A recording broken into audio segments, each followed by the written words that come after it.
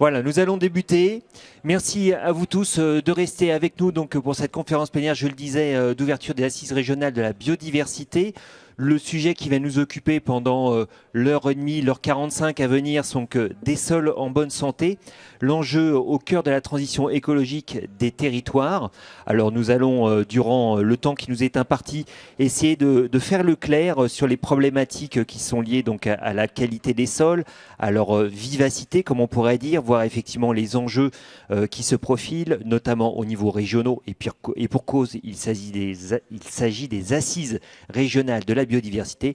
Nous explorerons ensemble toutes les notions qui seront évoquées durant les assises, à savoir donc la préservation de la biodiversité des sols, au-delà évidemment de leur qualité, la question du stockage de carbone, notamment toutes ces notions que nous allons explorer avec Nicolas Bricasse, qui est directeur de recherche au CIRAD, l'organisme français de recherche agronomique et de coopération internationale. Bonjour Monsieur Bricasse. Hassan Bouksim, juste à ma gauche, président fondateur de Valorise, bureau d'études et cabinet conseil spécialisé sur les sols et le génie écologique. Jérôme Cortet, qui est professeur du département biologie, écologie, environnement à la faculté de sciences humaines et sciences de l'environnement Paul Valéry, qui est rattaché donc au Centre écologie fonctionnelle et évolutive. Jacques Thomas, qui est président de l'Association française d'études des sols. Alors vous pouvez peut-être lever les mains de manière à ce que tout le monde voit là, parce que c'est vrai que plus je le dis, plus ça fait long.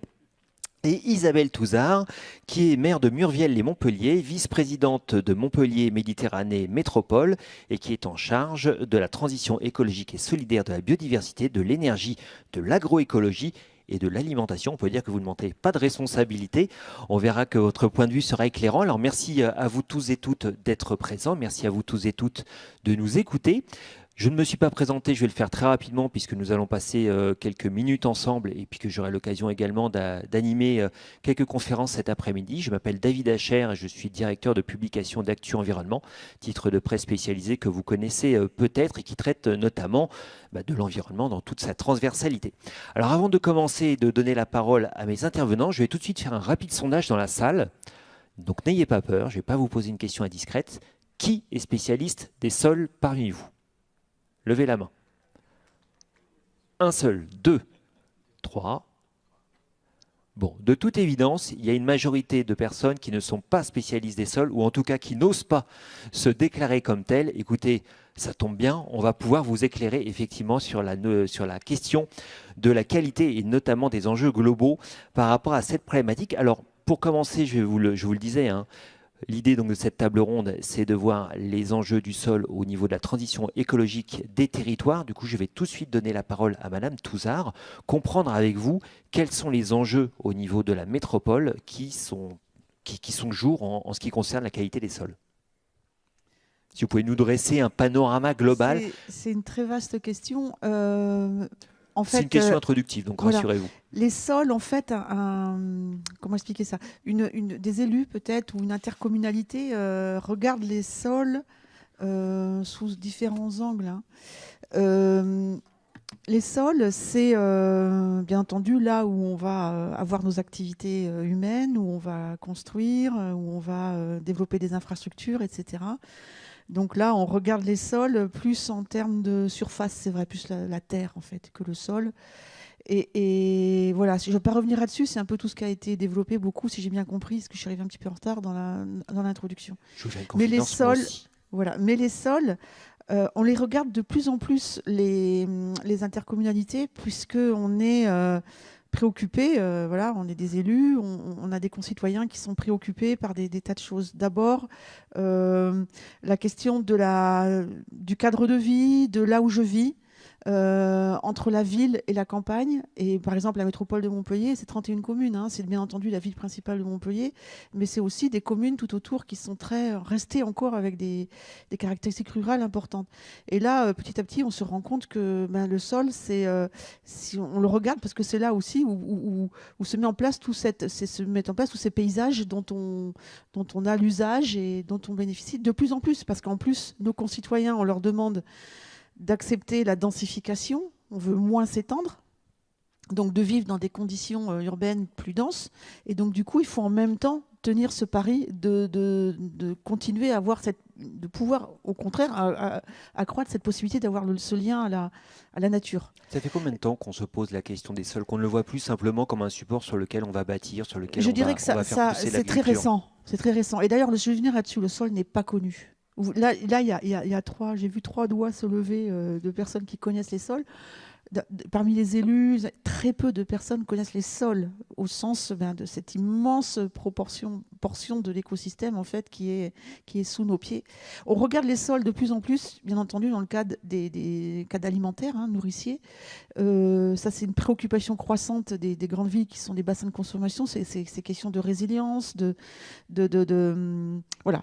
Je ne vais pas rentrer dans le détail, vous voyez de quoi je veux parler. Après, on regarde aussi beaucoup les sols parce qu'on a des obligations en tant qu'intercommunalité réglementaire, mais aussi parce que c'est une préoccupation au quotidien, dans le cadre du réchauffement climatique, de se poser la question de comment on va pouvoir stocker du carbone. On est tous dans des trajectoires plus ou moins rapides, mais elles doivent être de plus en plus rapides de limitation des émissions de gaz à effet de serre. Ça, c'est dans le cadre des plans climat et de diminution des consommations d'énergie.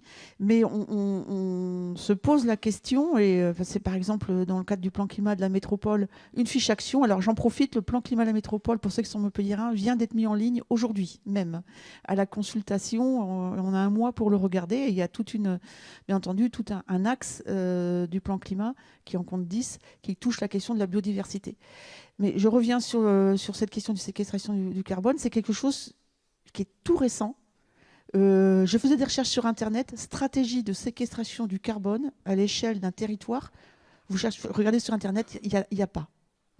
Il y a quasiment pas de référence. On aura Donc l'occasion c'est quelque d'explorer chose. cette question cet après-midi, Voilà. notamment une conférence dédiée sur le stockage. Voilà, mais comme stratégie faisant intégralement partie d'un plan climat, il y en a pour l'instant pas. Donc il faut les construire, ces stratégies. Et donc bien entendu, on va regarder les sols.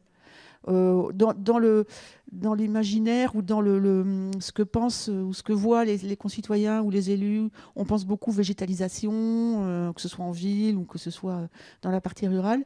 Mais on le sait bien, c'est dans les sols que tout va se jouer. Et là, c'est important parce qu'on regarde nos sols sur une intercommunauté, je finis là-dessus, mais aussi on regarde beaucoup les sols de nos voisins. Et le sol va devenir un lieu d'accord, de réciprocité, de coopération territoriale. Puisque, je finis là-dessus, comme pour l'énergie, comme pour l'alimentation, une métropole avec sa ville-centre ou ses villes très urbaines, c'est avant tout des consommateurs. Et pour atteindre ces grands équilibres, il faut forcément, que ce soit au niveau alimentaire, je vous dis énergétique ou quoi, jouer gagnant-gagnant, je dirais, avec les territoires ruraux. Donc voilà. Alors il y a encore une dernière chose, je finis là-dessus, pour lesquelles, et c'est très important, pour lesquelles on regarde les sols, c'est dans le cadre de nos compétences aussi eau potable, petit cycle de l'eau, où de plus en plus on voit les sols avec les agriculteurs, avec les collectivités, tous les acteurs des sols, comme aussi un puissant levier pour améliorer la qualité ou contenir la qualité de notre eau potable. Et donc là aussi, avec nos partenaires, Agence de l'eau aussi, on regarde les sols. Et puis, dernier élément encore, il y en aurait bien d'autres, au titre cette fois du grand cycle de l'eau. C'est-à-dire comment, dans le cadre de nos politiques, notamment de lutte contre les risques d'inondation, par exemple, on déplace le regard. Jusqu'à présent, on est beaucoup plus dans l'intervention en aval avec des ouvrages pour se prémunir des inondations qui sont très bétonnants, qui détruisent la biodiversité. Il faut faire des compensations environnementales sur les ouvrages qui nous permettent de nous prévenir des risques qui s'accroissent. Enfin bon, ça devient kafkaïen comme cercle vicieux. Et donc, comment jouer en amont avec les sols, avec les agriculteurs notamment, ou les propriétaires en zone rurale, pour retrouver ce rôle d'infiltration des sols et diminuer tous ces coûts en aval de protection contre les risques. Bon, je vous fais un petit tableau, mais il y en aura peut-être d'autres. Non, mais je vais effectivement vous poser des questions par rapport à ce que vous venez de dire. Deux choses. La première, c'est qu'effectivement, vous pointiez le fait que sur la métropole, il y avait des territoires ruraux, des territoires urbains. Donc, du coup, j'imagine que ça nécessite une multiplicité des regards. Peut-être que c'est quelque chose sur lequel vous voudrez rebondir. Et puis surtout, c'est qu'effectivement, vous évoquez beaucoup le fait de regarder. Aujourd'hui, est-ce qu'on est encore dans le stade de la constatation, du regard, et puis qu'on n'est pas encore dans celui de l'action? Ou alors, au contraire, est-ce que vous avez déjà entamé des actions en matière de préservation des sols? En matière de préservation de la terre, du foncier, vu comme support de portions de l'espace, je dirais, de notre planète, pour l'agriculture, pour tout ça, oui. Mais je vous le dis, au niveau des sols, on ne connaît pas nos sols. Je le dis très clairement, hein. Sur la métropole de Montpellier, en zone urbaine et en zone rurale, on ne connaît pas. Vraiment, on sait qu'il y a énormément de vie, énormément de bactéries, de champignons, de microfaunes, que c'est là que se concentre vraiment une grosse partie de la biodiversité voilà, dans notre territoire, mais on ne la connaît pas. Très, très honnêtement, et je pense que c'est un premier pas qu'il faut qu'on fasse dans la construction de cette stratégie, notamment séquestration carbone, qui est un bon support pour le faire, mais il n'y a pas que ça. Il y a aussi, bien entendu, la question de plein d'autres questions. Je pas me...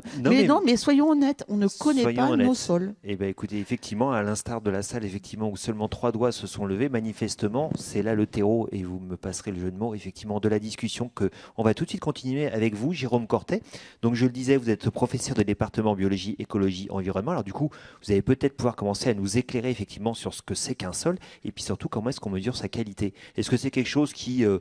est connu, reconnu, qui ne fait pas débat, ou est-ce qu'au contraire, là encore, on en est aux prémices et ça nécessite d'être cadré? Qu'est-ce que c'est qu'un sol? Déjà, c'est un volume, c'est pas une surface.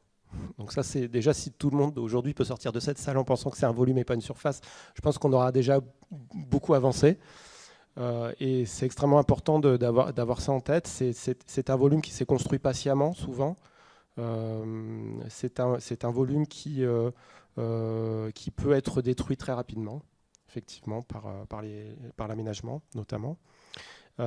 Et c'est un volume dans lequel on estime aujourd'hui, alors c'est mon collègue Thibaut Decamps qui a écrit ça il y a quelques années, où il y aurait à peu près 25% de la biodiversité qui serait présente. Donc 25% de la biodiversité sur Terre qui serait présente dans les sols. Donc voilà, on est sur des éléments factuels aujourd'hui qui nous laissent à penser qu'effectivement il y a urgence à protéger les sols. Parce qu'aujourd'hui, la réglementation sur les sols, ça on pourra en reparler peut-être, est un peu dispersée en fait sur les sols et ne permet pas vraiment une réelle protection des sols. Donc ça, c'est un vrai problème peut-être qu'on abordera tout à l'heure. Oui, parce qu'effectivement, avant même de développer une réglementation, une législation, il faut déjà savoir sur quoi on s'aborde, les éléments de langage. Donc du coup, un sol de qualité, qu'est-ce que c'est? Un sol de qualité, aujourd'hui, alors la notion de qualité est d'ailleurs remise en question, puisqu'en fait, la question de la qualité dépend en fait de l'utilisateur. En définitive. La qualité d'un sol pour un agriculteur, ça ne va pas être la même que la qualité d'un sol pour un aménageur, par exemple. Là, je suis vraiment presque aux deux extrêmes. Mais je pense que voilà, il faut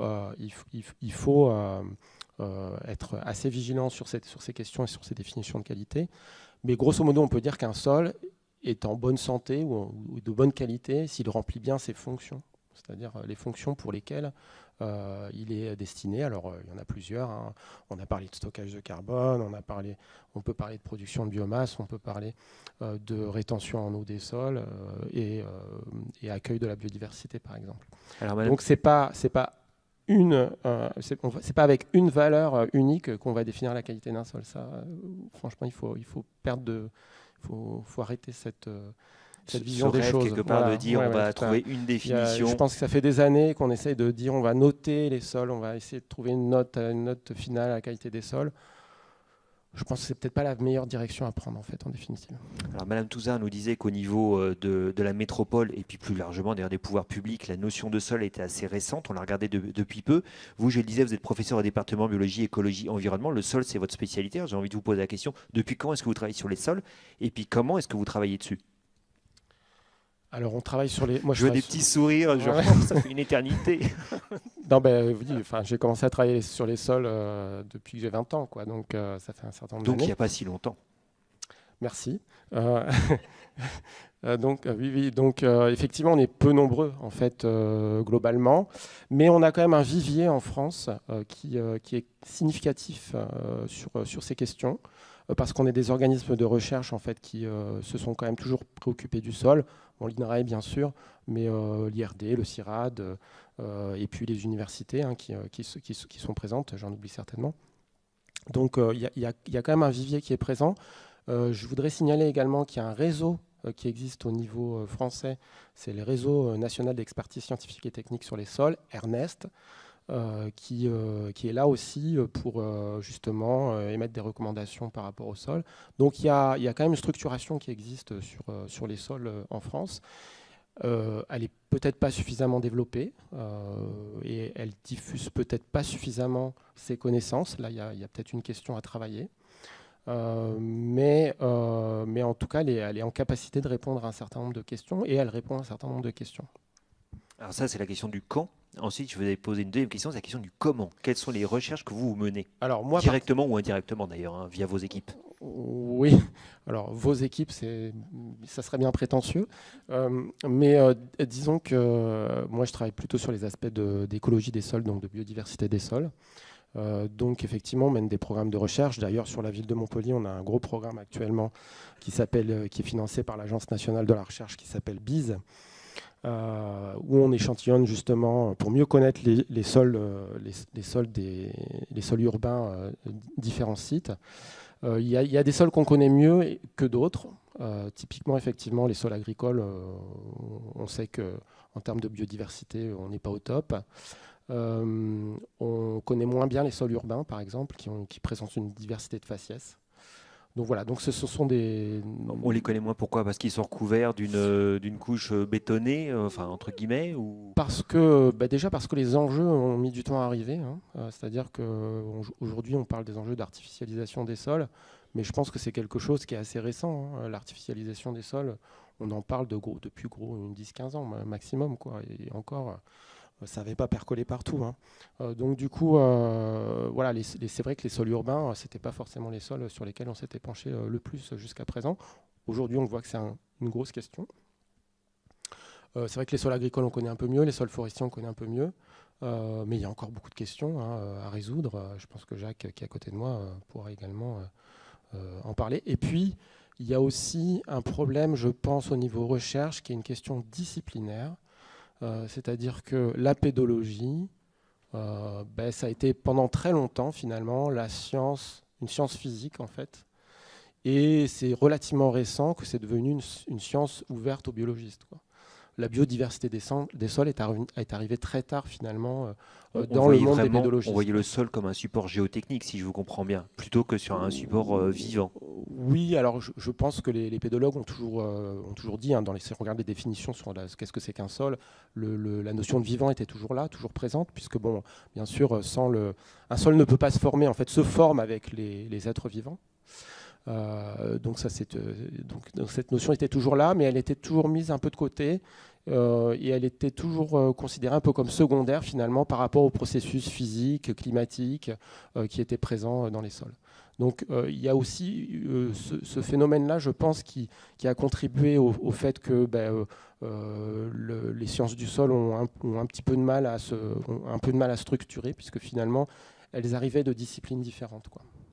Jacques Thomas, depuis tout à l'heure, j'entends nos intervenants qui parlent tantôt de sols en bonne santé, tantôt de qualité des sols. Est-ce qu'il y a une différence entre les deux? Quelles sont les différences, les spécificités de ce que l'on appelle un sol vivant par rapport à un sol de qualité? On est là dans le domaine des métaphores et en fait la grande différence, elle est comment je vais m'exprimer auprès des gens pour leur faire comprendre des notions qui sont des notions complexes. C'est tout. Et après, effectivement, ça dépend vraiment des gens qui veulent l'employer et en fonction de leurs objectifs. Mais je voudrais rebondir sur cette idée de biologie dans les sols et de sols vivants. En fait, ce n'est pas une notion récente du tout. C'est même une des notions que les spécialistes ont développées dès le départ. Le créateur, la personne qui a développé les sciences du sol en France, c'est Albert de Molon, le créateur de l'association que je préside, l'Association française d'études du sol, une société savante reconnue par l'Académie des sciences. Et Albert de Molon était en 1930 directeur d'un laboratoire du laboratoire national des sols. Il considérait le sol comme un objet naturel. Effectivement, comme vient de le dire Jérôme, à la fois un objet minéral sur lequel les processus de vie se sont développés et influencent la structure du sol. D'où les fonctions après qui en découlent au travers du sol, fonctions, services, etc. et notions de qualité pour ceux qui les utilisent. Mais cette notion de sol vivant, de sol objet naturel était très très prégnante au début du siècle dernier. Il est arrivé après autre chose où les spécialistes des sciences du sol ont été un peu dépossédés de leur objet. C'est tous les progrès en matière de chimie, de physique, et les besoins de nourrir les Français à l'après-guerre. Et on a oublié tout ça parce qu'on a vu que nourrir les plantes avec des engrais, c'était a priori, dans un premier temps, beaucoup plus efficace.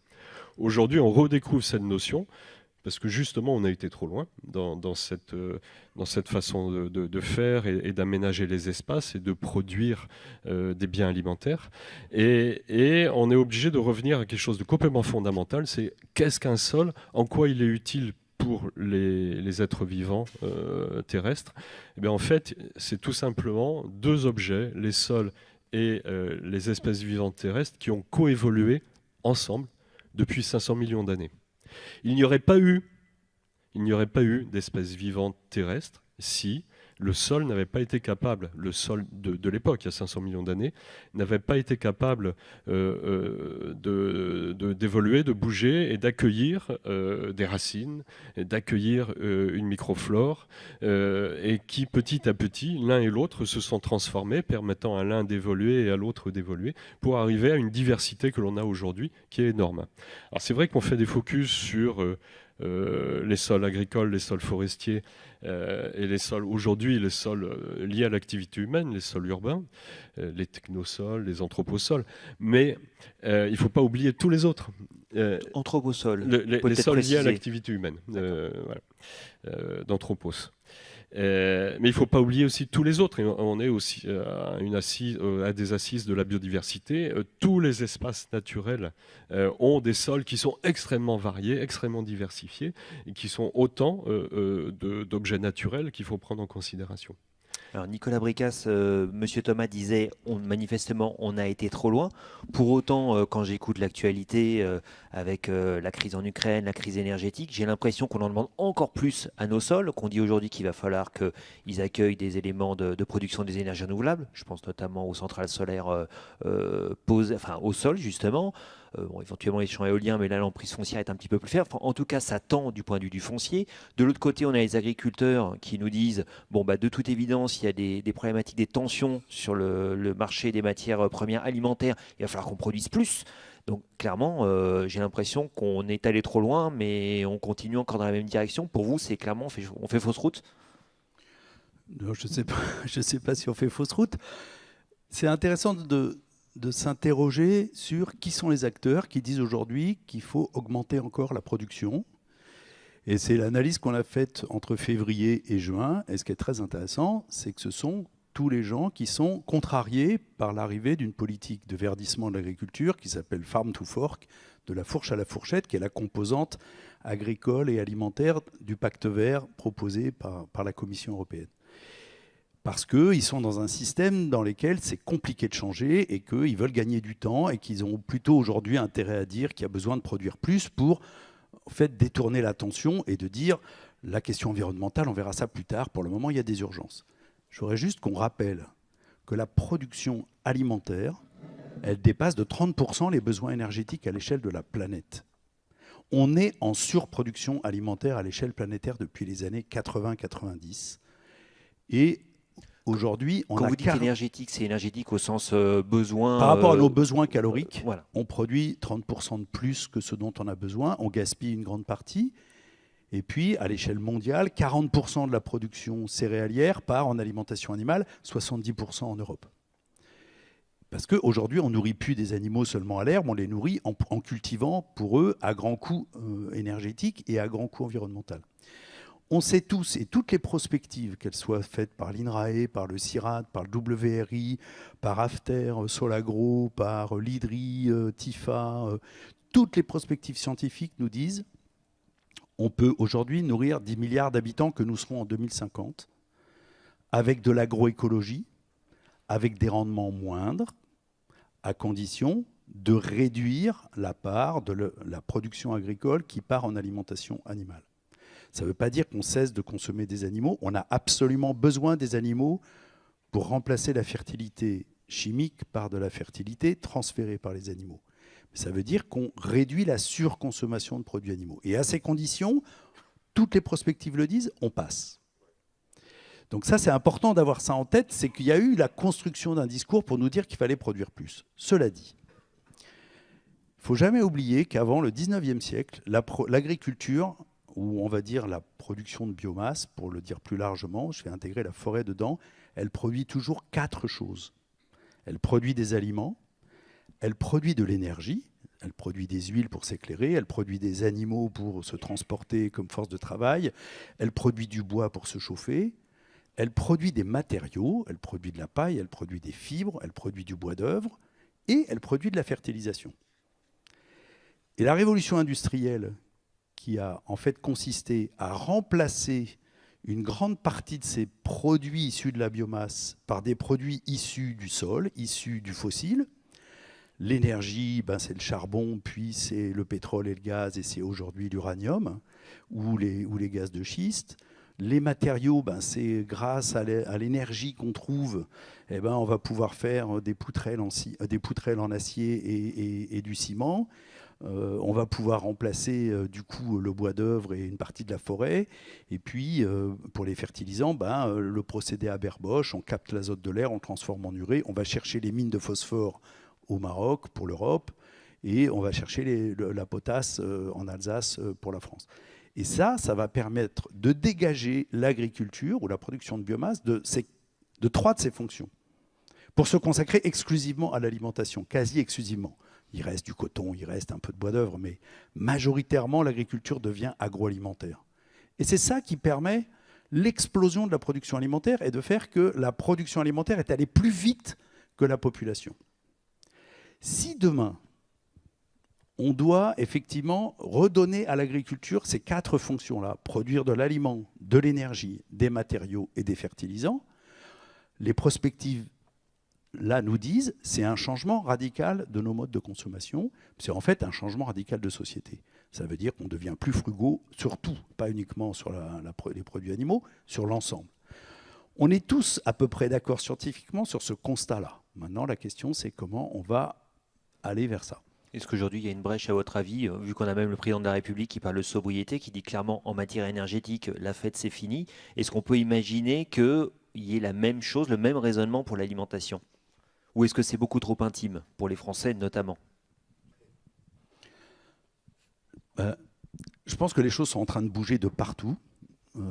La question, par exemple, de la consommation ou de la surconsommation des produits animaux, la question du flexitarisme, manger moins souvent des produits animaux et de meilleure qualité, ou la question du végétarisme, voire du véganisme, sont arrivées depuis 10 ans dans le débat. Et se sont même invités au débat dans les présidentielles, vous vous en souvenez. Donc les choses sont en train de changer de ce point de vue-là. C'est-à-dire qu'on commence à comprendre qu'effectivement, on ne pourra pas tenir et on ne pourra pas généraliser nos modèles de consommation. Ce n'est pas forcément beaucoup au niveau de l'alimentation que l'enjeu se joue. Quand on regarde les consommations des ménages, l'alimentation, ce n'est pas une énorme part des consommations qui posent problème du point de vue environnemental. Ce qui pose beaucoup de problèmes, c'est le transport, c'est l'habitat, et puis c'est en fait tout le mode de production industrielle.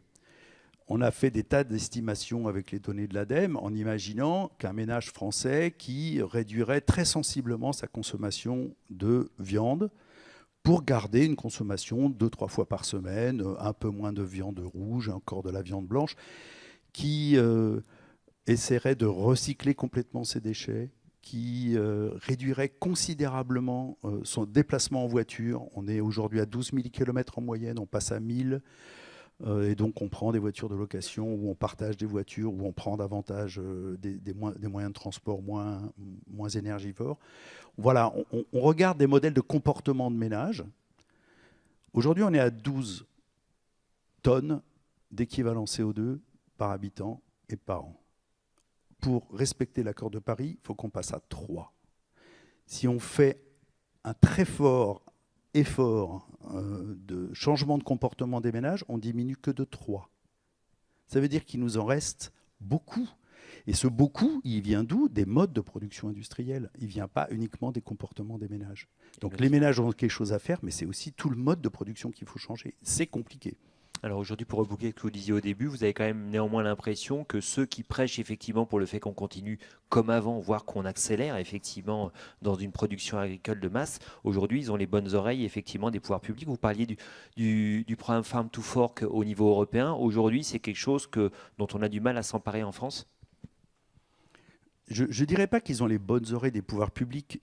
Ils constituent une force politique, une force économique très importante, qui a construit sa force et sa puissance sur un système qui était un système qui utilisait essentiellement des ressources fossiles et qui a intensifié, spécialisé, avec tous les dégâts qu'on sait, mais qui a permis quand même d'être là où on est. Et donc aujourd'hui, ce système, il se défend, il veut gagner du temps pour changer, il sait très bien qu'on va devoir complètement changer de système, mais en fait, c'est compliqué pour lui. Donc, il se bat pour ralentir ce changement. Et les pouvoirs publics, qu'est-ce qu'ils font? Ils gèrent des rapports de force. Et le rapport de force aujourd'hui, il n'y a pas de coalition suffisante pour arriver à le modifier. Ce que je pense, c'est que ce sont les crises qui, malheureusement, sont des moments de redéfinition de ces rapports de force et d'accélération du changement. Celle qu'on a connue cet été, par exemple. Jérôme Cortet, quand on est scientifique comme vous, comment est-ce qu'on peut éclairer justement les politiques publiques, peut-être pour aller à l'encontre effectivement des lobbies, hein, on a bien compris effectivement à demi-mot, vous nous en parliez, Monsieur Bricas. Comment est-ce que quand on est scientifique, on peut contribuer à éclairer la lumière, quelque part, la lanterne du décideur des pouvoirs publics?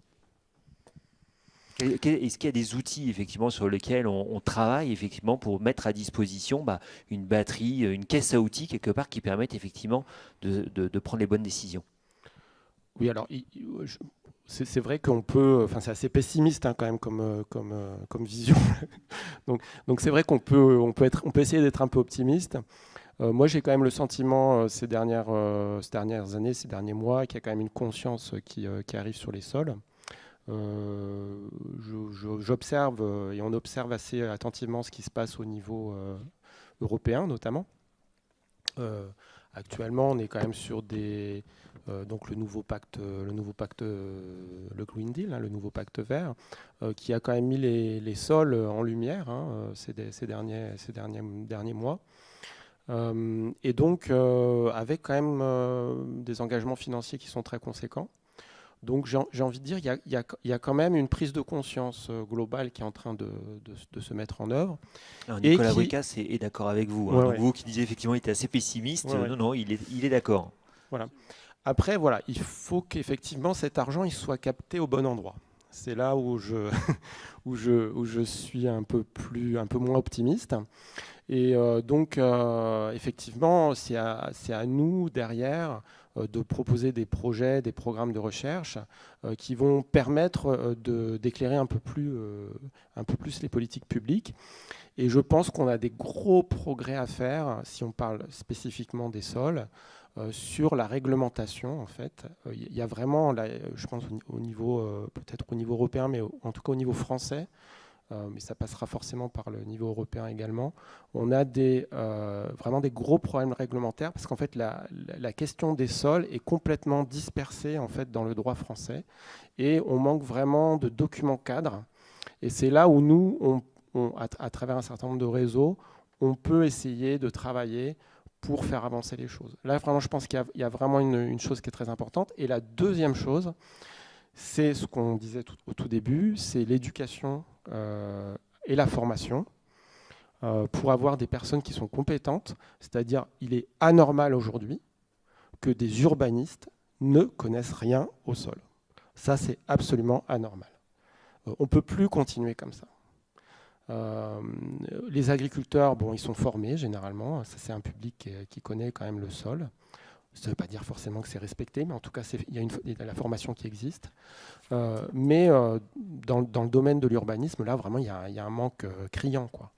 Et donc, il y a vraiment des choses à faire sur ces questions-là, quoi. Donc, support de la formation. Ouais. Alors là, on a bien tous ensemble déjà posé le constat, effectivement, la difficulté d'appréhender les sols, le fait que ce soit assez récent. Maintenant, je vous propose qu'on passe dans un deuxième stade effectivement de cette table ronde, celui de l'action, effectivement, au-delà des constats, des regards qu'on a pu porter, en commençant avec vous, donc Madame Touzard, et voir effectivement qu'est-ce qui est fait concrètement sur la métropole.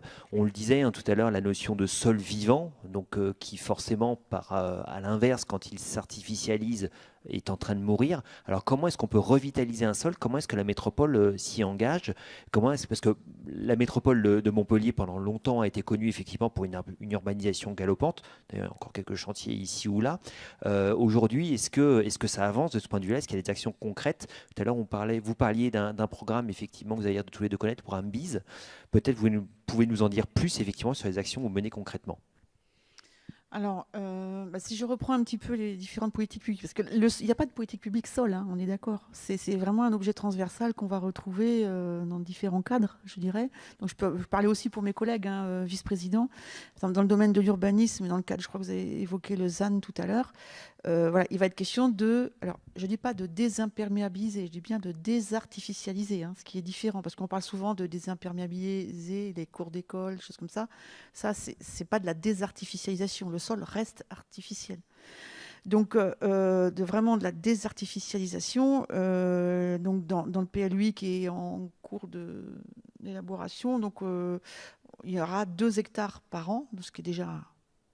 C'est une moyenne, hein, c'est-à-dire que sur 10 ans, ça fait 20 hectares à désartificialiser. Tout ce que ça veut dire, parce que tout ce que ça implique, parce que voilà, ça veut dire des sols dont on fait le pari. Alors on sait qu'il y a 1000 ans, je crois, pour fabriquer un sol, et qu'en l'espace de, ou même bien plus, mais qu'en l'espace de quelques années, on peut le détruire totalement, donc, ou quelques minutes. Donc qu'est-ce que ça veut dire concrètement? Désartificialiser et quels objectifs de vie on va se donner justement au niveau de, alors je ne sais pas si c'est de qualité ou si c'est de fonctionnalité de ces sols ou si c'est de biodiversité dans ces sols ou quoi, on va se donner, et puis avec toutes les questions de dépollution de ces sols, de comment on va réparer en fait. Et ça c'est toute une page blanche qu'on a devant nous, en tout cas au niveau des élus.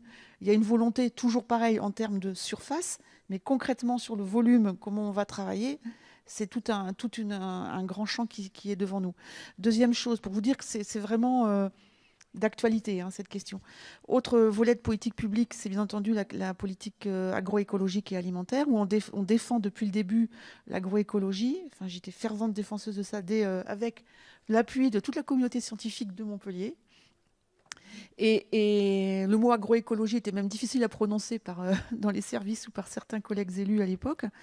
Pourquoi? Parce que ça vous faisait passer pour des gens d'une autre époque, des hippies, pour dire les choses clairement. Agroécologie, qu'est-ce que c'est? Mélange des genres. Mélange des genres, oui, voilà. Donc maintenant on voit que c'est vraiment une démarche qui, voilà, une forme d'agriculture pensée avec la ressource et de faire d'une contrainte une ressource en fait.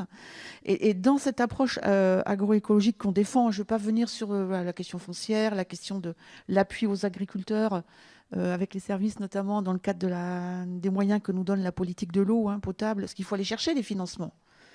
Voilà, on n'a pas une compétence et des sources de financement fiscaux, pendant une fiscalité liée à l'agriculture ou à l'alimentation sur un territoire. Donc il faut jouer des coudes, je dirais, et puis aller chercher les autres politiques publiques pour se faire financer. Donc il y a ce volet-là, donc l'action foncière, mais je ne vais pas m'étendre dessus, je pourrais y répondre si vous voulez. Et au niveau de l'appui aux agriculteurs, avec tous les partenaires, que c'est une politique partenariale, bien entendu. L'agroécologie, ce n'est pas que la collectivité qui l'a fait, loin de là. Et puis, il y a, comme je vous disais, une autre action qu'on est en train d'ébaucher aussi avec les partenaires, c'est l'idée, et toujours la recherche, puisque, comme je disais, on en est au tout début, c'est l'idée d'avoir de repenser l'aménagement rural. Les métropoles doivent se ruraliser, entre guillemets, et d'avoir une approche globale de ces questions d'aménagement. Donc, ça veut dire à l'échelle non pas de la parcelle ou de l'exploitation agricole, mais du petit bassin versant. Et comment on peut, avec toutes les externalités positives que ce travail va amener au niveau résilience agricole, mais aussi, comme je disais, grand cycle de l'eau, qualité de l'eau potable, biodiversité, séquestration du carbone, etc. Comment travailler avec tous les partenaires, avec la recherche, dans le cadre de Living Lab, c'est vers ça qu'on s'oriente, pour construire des démonstrateurs et montrer que un euro d'argent public investi dans ces aménagements résilients, agroécologiques, et puis globalement, vont être intéressants à l'avenir face à des politiques qui aujourd'hui sont beaucoup plus dans le... non pas dans la prévention, dans l'amont, mais beaucoup plus dans l'action, comme je vous disais, pour le risque inondation, plus dans l'action réparatrice qui arrive trop tardivement et qui est beaucoup trop coûteuse. Donc c'est démonstrateur, donc avec la recherche, avec la profession agricole, avec le syndicat de bassin versant, le PTB Lèze par exemple, ou avec tous les partenaires. Et puis je disais, j'en discutais un petit peu avant de venir ici, dans le cadre du plan climat, on va lancer l'élaboration de la stratégie de séquestration du carbone de la métropole. Et là, bien évidemment, je reviens à ce que je disais tout à l'heure, il va falloir connaître ce potentiel qu'ont nos sols et construire cette stratégie avec tous les partenaires scientifiques et professionnels. Donc là, il y a aussi un gros chantier devant nous. Jacques Thomas, Isabelle Touzard le disait, effectivement, quand il s'agit de désartificialiser, de revitaliser les sols, on part d'une feuille blanche. Alors, est-ce que vous avez quelques éléments à mettre sur cette feuille blanche? Qu'est-ce qu'on fait? On enlève la couche de béton ou qu'on a mis dessus? On répand un peu de parlimpinpin et ça fonctionne? Je pense que vous Je allez vais trop vite. Alors, dites-moi quel est le bon rythme. Avant de faire ça, il faut d'abord apprendre à faire ce que Madame Langevin a dit tout à l'heure. Il faut savoir renoncer. Il faut éviter d'abord. C'est bien joli de partir sur des pansements, vous allez en parler et c'est tout à fait légitime, mais il faut avoir une action de restauration de site. Mais si on veut être sérieux, à ce niveau, il faut d'abord apprendre à renoncer. Éviter, réduire, compenser. Là, je suis tout à fait d'accord. Au moins éviter. Au moins éviter. Après compenser, on en parlera. C'est le b.a.-ba des conduites politiques qu'on devrait avoir. On ne négocie pas avec le climat, on ne négocie pas avec le sol, on ne négocie pas avec la biodiversité. C'est à nous, dans nos comportements, de changer nos caps, nos directions, et c'est ça que ça veut dire, renoncer. Et alors bien sûr, après, on va pouvoir trouver des solutions technologiques tout à fait intéressantes pour restaurer des espaces. Ça, on est bien d'accord, et c'est tout à fait possible. Mais très honnêtement, à notre niveau et au niveau de la communauté scientifique, on en est encore loin d'être capable de recréer quelque chose qui a mis 500 millions d'années à évoluer. On a, à travers les sols, la plus grande entreprise de recherche et développement dont on peut disposer. C'est elle qui a, pendant 500 millions d'années, testé un tas de solutions et a abouti à des solutions basées sur le biologique qui sont adaptées à notre forme de vie aujourd'hui. Et donc, je crois que c'est de ça qu'il faut s'inspirer. Et effectivement, après, les méthodes de restauration, je laisserai mon voisin en parler, mais sont forcément adaptées et tirées de ces enseignements. Eh bien, Hassan Bouksim, justement, du coup, votre thème d'intervention, il est tout trouvé. Alors, il ne tombe pas de nulle part, évidemment, c'est ce là-dessus que j'allais effectivement vous interroger, savoir comment est-ce qu'on restaure un sol une fois qu'il a été dégradé, parce que manifestement, éviter, c'est l'essentiel. Réduire, on peut s'y efforcer. Compenser, de toute évidence, il y a malheureusement trop de quoi faire en ce moment. Alors, comment est-ce qu'on fait justement pour revitaliser un sol, pour lui redonner une qualité qui soit meilleure que celle dans laquelle vous le retrouvez finalement? Merci pour votre question. Si vous permettez, j'aimerais bien quand même revenir sur un certain nombre de points. Mais je vous en prie. Parce que, pour ceux qui ne savent pas, dans une autre vie, j'étais chercheur à l'INRA. Alors pour l'anecdote, spécialiste de la microbiologie des sols et aussi de l'écologie, pour me rendre compte au bout d'un certain nombre d'années qu'on peut être un très bon microbiologie des sols, mais on ne connaît même pas le sol. C'est quand même un désastre. Je veux dire aussi, Parlez bien. Oui. Donc en fait, c'est presque à la limite un peu toute l'histoire et même de la création de Valoris, qui est une entreprise innovante pour le coup aussi, qui reste encore ancrée dans la science et de la recherche, parce qu'on est en train quand même de parler d'un objet, il a été dit qu'on ne connaît pas. Comment voulez-vous réparer, parler d'un objet que vous ne connaissez même pas encore? Oui, c'est vrai qu'on n'a pas le mode d'emploi du coup. Eh oui, il faut commencer par ça. Alors, on oublie souvent, je pense qu'il faut quand même rappeler quelques chiffres. Hein. Aujourd'hui, on a parlé beaucoup du fait que le sol, c'est la base de la production alimentaire, donc c'est la sécurité alimentaire. L'eau, le cycle de l'eau, ce qu'on appelle l'eau verte, c'est 70% du cycle de l'eau, il passe par le sol. La qualité de l'eau, il passe par le sol.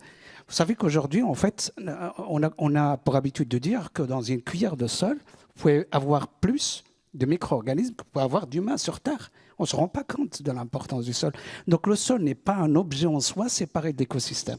C'est juste pas possible. C'est une composante fondamentale, c'est le pilier de l'écosystème. On ne peut pas parler du reste si on ne commence pas par le sol. C'est juste pas possible. Alors, j'aimerais citer, Einstein disait, il dit à fur et à mesure que le temps passe, on va être confronté, nos sociétés vont être confrontées à des problèmes de plus en plus complexes. Et on ne peut pas les résoudre si on ne change pas notre mode de pensée. Il ne dit pas en mettant de la technologie, c'est notre mode de pensée. Et le propre même de l'approche systémique, si on ne l'applique pas à la caractérisation, à la connaissance de nos écosystèmes, on est hors sujet. Les théories de l'approche systémique qui sont quand même anciennes, de Luhmann, Bertalanffy, maintenant il y a les travaux d'Eric Bredeau sur notamment la pédologie hydrostructurelle, tout ça. Un objet, on le caractérise par sa composition, son fonctionnement et son évolution. Systématiquement, pendant longtemps, on n'a fait que caractériser par la composition. À chaque fois, je donne un exemple très simple. Je dis, nous tous, on est tous composés de la même façon. Le même nombre de gènes, le même nombre de cellules, ce que vous voulez. En fait, quand on est malade, on va voir un médecin, il diagnostique nos problèmes de fonctionnement, pas notre composition. Il ne dit pas d'un seul coup, vous avez un gène en moins. Donc en fait, des fois, c'est le propre même d'un bon sens et des réflexions, on ne l'applique pas au sol. Donc, premier point, il faut apprendre à décrire un sol. Effectivement, le sol, il est défini par sa composition, pédogénétique, ce que Luhmann appelle l'axe ontogénique dans la théorie du système général. Et le deuxième paramètre, c'est le fonctionnement. Et le fonctionnement, c'est le cœur même de la discussion dont on parle aujourd'hui. Parce qu'effectivement, la qualité, c'est quelque chose qui est subjectif, lié à l'usage. Tant qu'on ne parle pas de fonction, pour moi, on est hors sujet. Maintenant, effectivement, on est dans une... On a atteint, et d'ailleurs pour ça que ça intéresse, tout à l'heure ça a été évoqué le cas des sols urbains. Il y a un projet pilote qui a été conduit, qu'on a porté, qui a été conduit avec le soutien du ministère et puis de l'ADEME sur les sols urbains, dans lequel on restitue en début d'après-midi une table ronde sur les sols urbains et les services écosystémiques. Et je vous encourage vivement à venir un peu débattre avec nous sur ce thème-là. Parce qu'effectivement, le mot-clé, on y arrive, c'est la notion de service écosystémique. Parce que, bon, effectivement, avant de parler de service écosystémique, il faut d'abord parler des fonctions. Parce qu'en fait, c'est aussi logique. Il faut d'abord parler des fonctions. Et on oublie, tout à l'heure, on a évoqué la question du carbone dans les sols. On oublie qu'aujourd'hui, on parle, je pense qu'à peu près entre 8 et 9 gigatonnes d'émissions de CO2, de tonnes de carbone par an. Et en fait, dans un sol, sur les estimations de l'UNRWA, sur 2 mètres, on est quand même déjà un peu à 240 gigatonnes. Donc, vous voyez, c'est le propre de toute l'initiative 4 pour 1000. Donc, premier point, connaître les sols, connaître de quoi on parle. D'ailleurs, on n'aura pas le temps aujourd'hui, mais l'histoire même de création de Valorise, à la base, moi, quand j'ai lancé la création de l'entreprise, c'était de pouvoir régler des problèmes, effectivement, traités.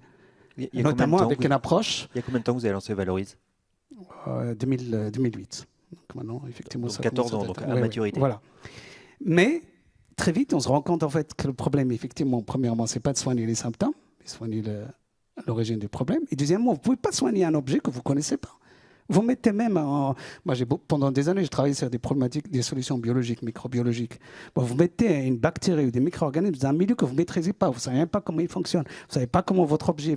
Donc, en fait, il a fallu reprendre la feuille de zéro. Dire d'abord, il va falloir que je décrive cet objet-là. Il faut que je le connaisse. Et là, malheureusement, alors je me suis retrouvé confronté à 2 sujets. Premièrement, c'est que je me rends compte, en fait, qu'on est encore en train de traiter, d'essayer de comprendre les problèmes d'aujourd'hui par des équations qui datent de Mathieu-Zalem.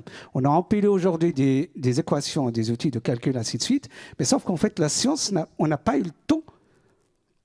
Et alors, le temps, il est moyen, probablement, parce que malheureusement, je me suis bien rendu compte aussi qu'en fait, au final, pendant longtemps, la pédologie, elle a été un peu marginalisée, considérée un peu comme le parent pauvre. En fait, on a fait... Alors, pendant longtemps, on a eu aussi des travaux de modélisation hyper pointus, sur tout ce que vous voulez, mais sauf que le fonctionnement de base, les mécanismes, les équations, on les définit pas. Il faut remettre aujourd'hui. On ne peut pas connaître ces écosystèmes si on ne met pas de la connaissance et de l'innovation. Et on ne peut pas faire l'innovation si on ne met pas de la recherche. Et le deuxième pilier, il ne peut pas y avoir d'un côté de la recherche sans la formation. Aujourd'hui, moi, quand j'ai démarré, je me suis rendu compte très vite des limites du processus. Donc aujourd'hui, dans mes équipes, j'ai à la fois des mathématiciens, des modélisateurs, des physiciens du sol, des microbiologistes, des hydrologues. Parce qu'en fait, si vous n'êtes pas dans une approche pluridisciplinaire, vous ne pouvez pas comprendre un objet aussi complexe. Pour moi, c'est important. Et partant de là, pour arriver à la question du traitement, aujourd'hui, à chaque fois qu'on essaie de traiter, on essaie que de réparer, comme vous dites, des pansements, mais des pansements, essayer de rétablir. Parce qu'on est obligé de le faire. Oui, on soigne comme un médecin. Oui, mais alors, d'ailleurs, le propre de génie écologique, c'est juste d'essayer d'utiliser l'énergie du système. C'est pour ça que dans nos approches, on travaille beaucoup sur ce qu'on appelle les solutions fondées sur la nature.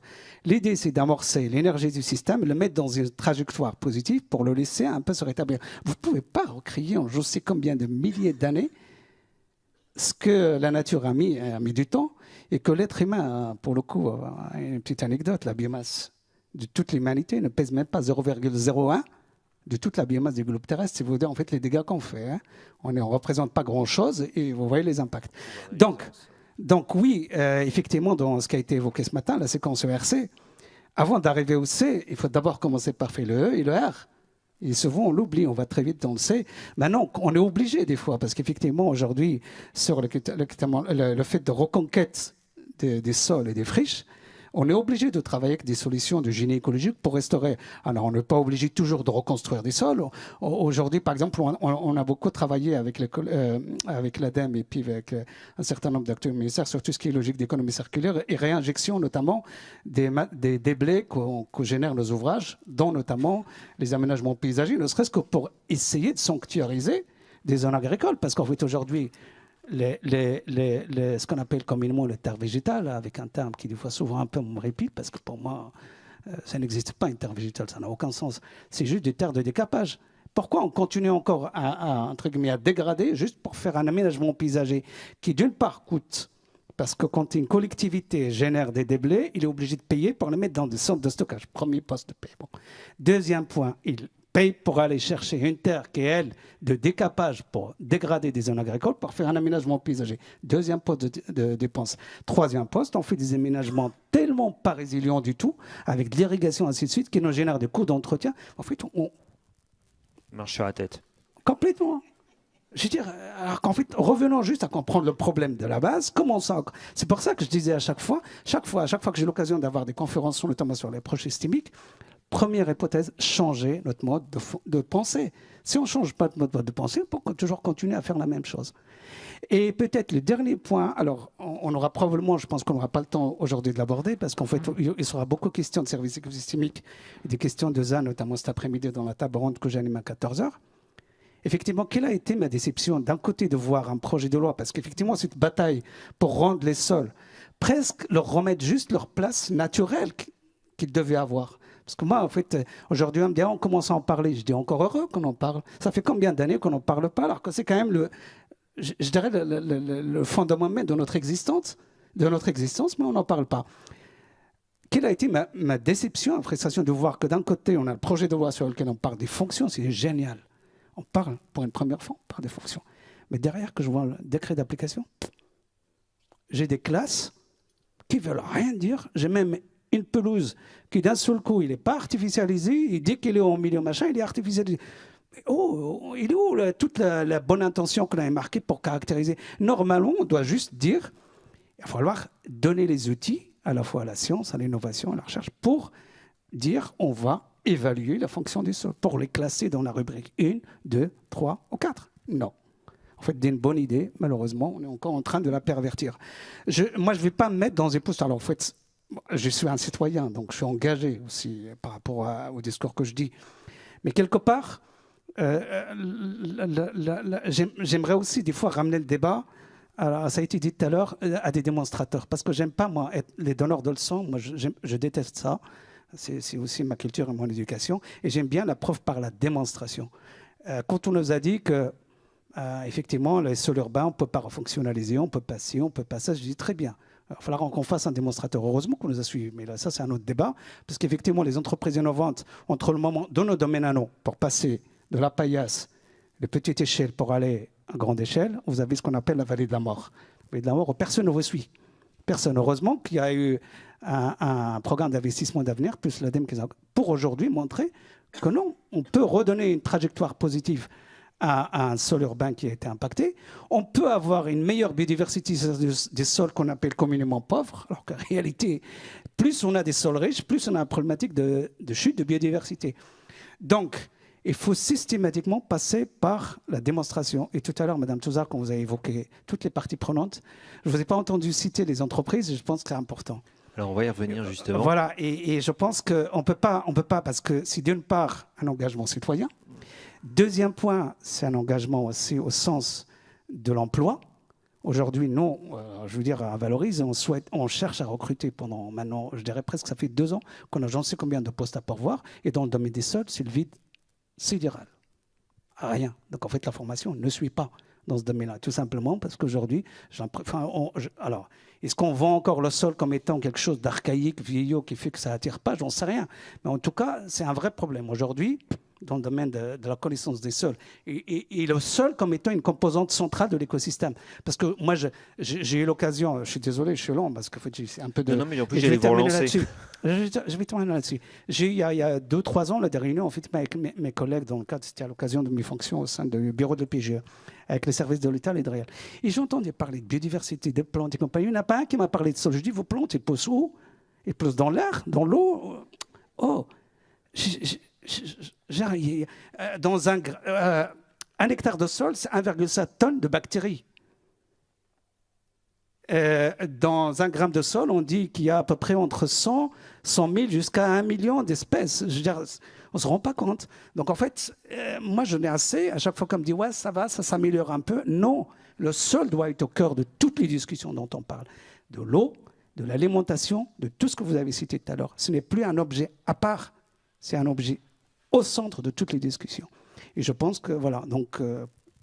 pour terminer là-dessus, Jacques Thomas trépide de réagir. Non, je disais en fait, c'est aussi une opportunité de création de valeur, parce qu'effectivement, j'ai créé Valorise, parce que le souhait aussi, c'est de montrer qu'à travers la recherche et l'innovation, on peut créer de l'emploi, créer de la ressource. Je vais y revenir juste après, effectivement, voilà. Vous posez la question là-dessus. Merci. Jacques Thomas, peut-être. Vous avez tout à fait raison quand vous dites que le sol est au centre de tout, mais on est en face d'un grand paradoxe, et c'est Bruno Latour, qui vient de décéder, qui l'a mis en évidence. Bruno Latour étudiait les sciences.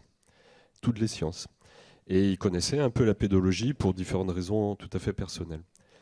Et il a toujours dit, toujours écrit, qu'il trouvait vraiment paradoxal que cette science, qui est la science de l'interface, qui est la science de toutes les sciences, puisqu'elle réunit physique, chimie, biochimie, etc., et les sciences humaines, qui normalement devrait être le plexus naturel de cette terre, elle est totalement marginalisée.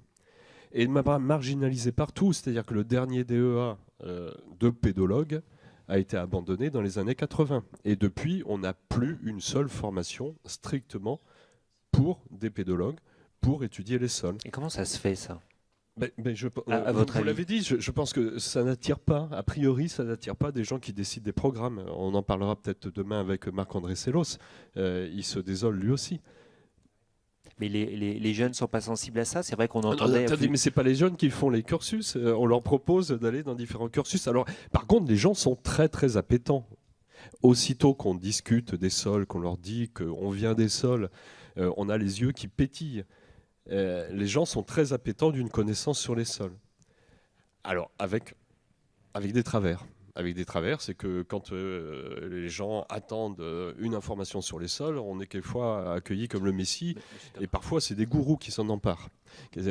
Et donc là, il y a un gros travail à faire, et nous, à l'Association française pour l'étude du sol, je vais vous dire la FES, bon, vous allez rigoler, comme ça, ça sera passé. On avait, donc, à la FES, on a une ambition, et c'est notre vocation, c'est de mettre de l'information de qualité, même controversée, sans cacher qu'il peut y avoir des controverses entre scientifiques, mais une information en tout cas documentée de qualité au service des gens, au service des professionnels, au service des amateurs. On est en train de mettre en place site internet, etc. Et même, on innove dans la pédagogie puisqu'on va sortir le jeu de la fresque du sol à l'image de la fresque du climat. Et de la biodiversité. La fresque fait son de la biodiversité aussi. Et c'est une manière tout à fait ludique et profonde d'apprendre des choses. Et ça, moi, je vais le proposer aux élus de cette région, de toutes les collectivités. Plutôt que de faire des grands cours magistraux auprès des élus, ils ne viendront jamais ou ne viendra que là où le chargé de l'environnement ou de l'urbanisme, il faut qu'on arrive à réunir tous les élus, ceux des finances, ceux de l'économie, ceux qui travaillent avec les entreprises, ceux de la planification surtout, autour d'une table pour jouer à la fresque du sol. Et là, apprendre à renoncer. Jérôme Cortet ? Oui, sur les questions d'éducation, je pense qu'on a une opportunité là quand même qui s'ouvre, ça s'appelle les sciences ouvertes.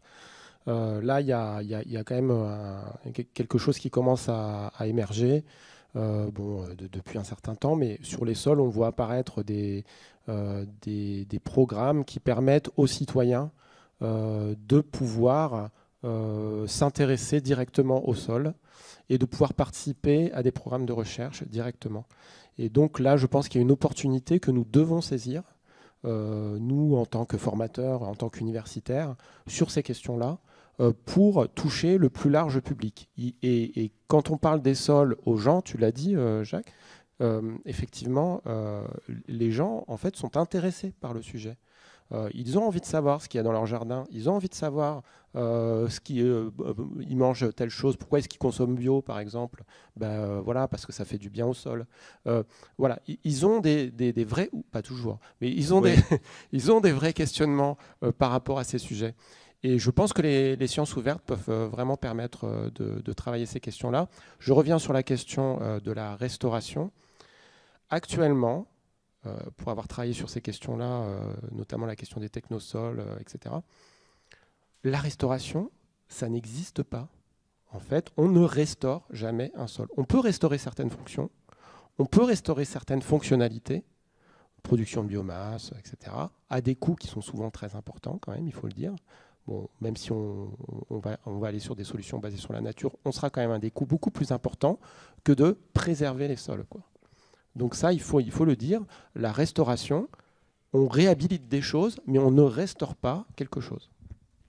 Alors avant qu'on passe le micro dans la salle, peut-être pour prendre des questions, parce que je crois qu'on a un micro volant qui pourra être mis à votre disposition. Je voudrais qu'on revienne avec vous, Hassan Bouksim, effectivement, sur cette chose que vous avez évoquée tout à l'heure, à savoir qu'effectivement Valorise est une entreprise. Alors on a entendu beaucoup parler de recherche, vous-même vous étiez chercheur.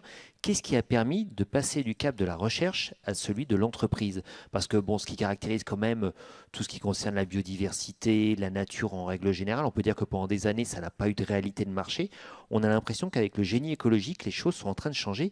Qu'est-ce qui a permis de faire passer ce cap, de passer de la recherche à la phase marché, à la phase entreprise? Parce qu'au final, les salaires, il faut les payer à la fin du mois. Donc, il faut bien avoir du chiffre d'affaires en face. Ouais. Donc comment est-ce qu'on le génère? En fait, votre question, il dépasse un peu, je dirais, largement le cadre juste de la question du sol, hein, parce que qu'est-ce qui motive l'individu, en fait, qui était dans un métier pour aller créer une entreprise qui aujourd'hui, on sait que c'est l'aventure. Je vais vous dire ma pensée pour en avoir discuté avec beaucoup d'autres professionnels. C'est que très souvent, les gens qui travaillent dans les sols terminent vite fait dans la pétrochimie parce que ça rémunère beaucoup plus. Donc, est-ce que là, effectivement, il n'y a pas quelque chose à faire effectivement pour attirer du monde justement, en fait, dans le sol, dans le côté clair du sol, et pas le côté obscur? Je dirais d'abord, on est des êtres humains, hein, et chacun a une sensibilité et a une raison d'être. Moi, je me rappelle quand j'avais démarré cette idée de création d'entreprise, j'avais rencontré quelqu'un qui était un serial entrepreneur qui m'avait dit « N'oublie jamais une chose, il faut toujours que tu sois honnête avec toi-même. Pourquoi tu as voulu créer une entreprise ? Il faut toujours se poser cette question. C'est ça la question de fond. » Donc effectivement, là-dessus, je ne vais pas m'étendre là-dessus. La raison de... Voilà. Effectivement, en partant de la recherche, en étant dans un milieu de la recherche, j'ai une culture aussi d'ingénieur avant. Donc en fait, il y avait une certaine frustration de voir effectivement que ce qu'on est capable d'apporter, de la connaissance, ainsi de suite, n'est jamais transféré dans le domaine de l'application, parce que pendant longtemps, de par mes fonctions, on avait travaillé sur tout ce qui est restauration écologique. Alors effectivement, je suis d'accord avec vous, le terme restauration écologique, on l'a toujours utilisé avec beaucoup de pincettes. Quand bien même aujourd'hui, tous les projets sur lesquels nous travaillons, on essaie quand même de les positionner dans les standards internationaux de l'UCN, qui ont tend vers la restauration de services écosystémiques, mais on ne restaure jamais. Effectivement, l'objectif, c'est d'abord de préserver ce qu'on peut préserver. Donc, parenthèse fermée. De façon générale, la dynamique, je veux dire, de création de valeur dans les métiers de l'environnement et au sol on fait partie. Parce que Valoris, c'est une entreprise innovante qui développe des innovations dans le domaine des sols, mais comme étant un élément clé du fonctionnement de l'écosystème. On ne fait pas le sol pour le sol, c'est juste parce qu'il y a une composante. Bien évidemment, on a des actions sols qui interviennent dans des sols plutôt agricoles, mais on travaille énormément sur des sols plutôt urbains, périurbains, même des milieux restauration des réserves naturelles. On travaille même dans des milieux désertiques à l'international, parce que pour nous, le sol, c'est le pilier, le fondamental pour pouvoir aborder toutes les autres questions. Valoris travaille par exemple sur ce qui est restauration écologique des milieux naturels dégradés, par exemple dans les milieux désertiques. La première hypothèse, le premier travail sur lequel on travaille, c'est les sols. Et les sols, de leur fonctionnement hydrostructural, de la structure de la physique, jusqu'à la chimie, jusqu'à la minéralogie, jusqu'à la microbiologie. Et tout ça doit faire un tout, malgré la complexité, je suis d'accord avec vous, pour pouvoir malgré tout quand même donner une réponse à l'opérationnel. Je ne peux pas juste continuer à dire c'est complexe. Oui, vous n'avez pas répondu à ma question. Dites-moi. La question, c'était savoir comment vous étiez passé de la recherche à l'entreprise. Qu'est-ce qui vous a permis, effectivement, alors le mot est peut-être impropre, mais de financiariser l'action. Bonne question. Bonne question. Là, vous touchez du doigt, en fait, de la difficulté même de alors, ça a tout petit peu changé ces 2 dernières années. C'est la difficulté d'accompagner de l'innovation dans le domaine de l'environnement. Et des sols, encore plus. Les sols qui étaient en plus le parent pauvre, que pas grand monde voulait voir. Ça ne parle pas à grand monde, comme vous dites. Effectivement, nous, on a été le fruit, mais vraiment le pur fruit de l'accompagnement du financement public de la région, en métropole.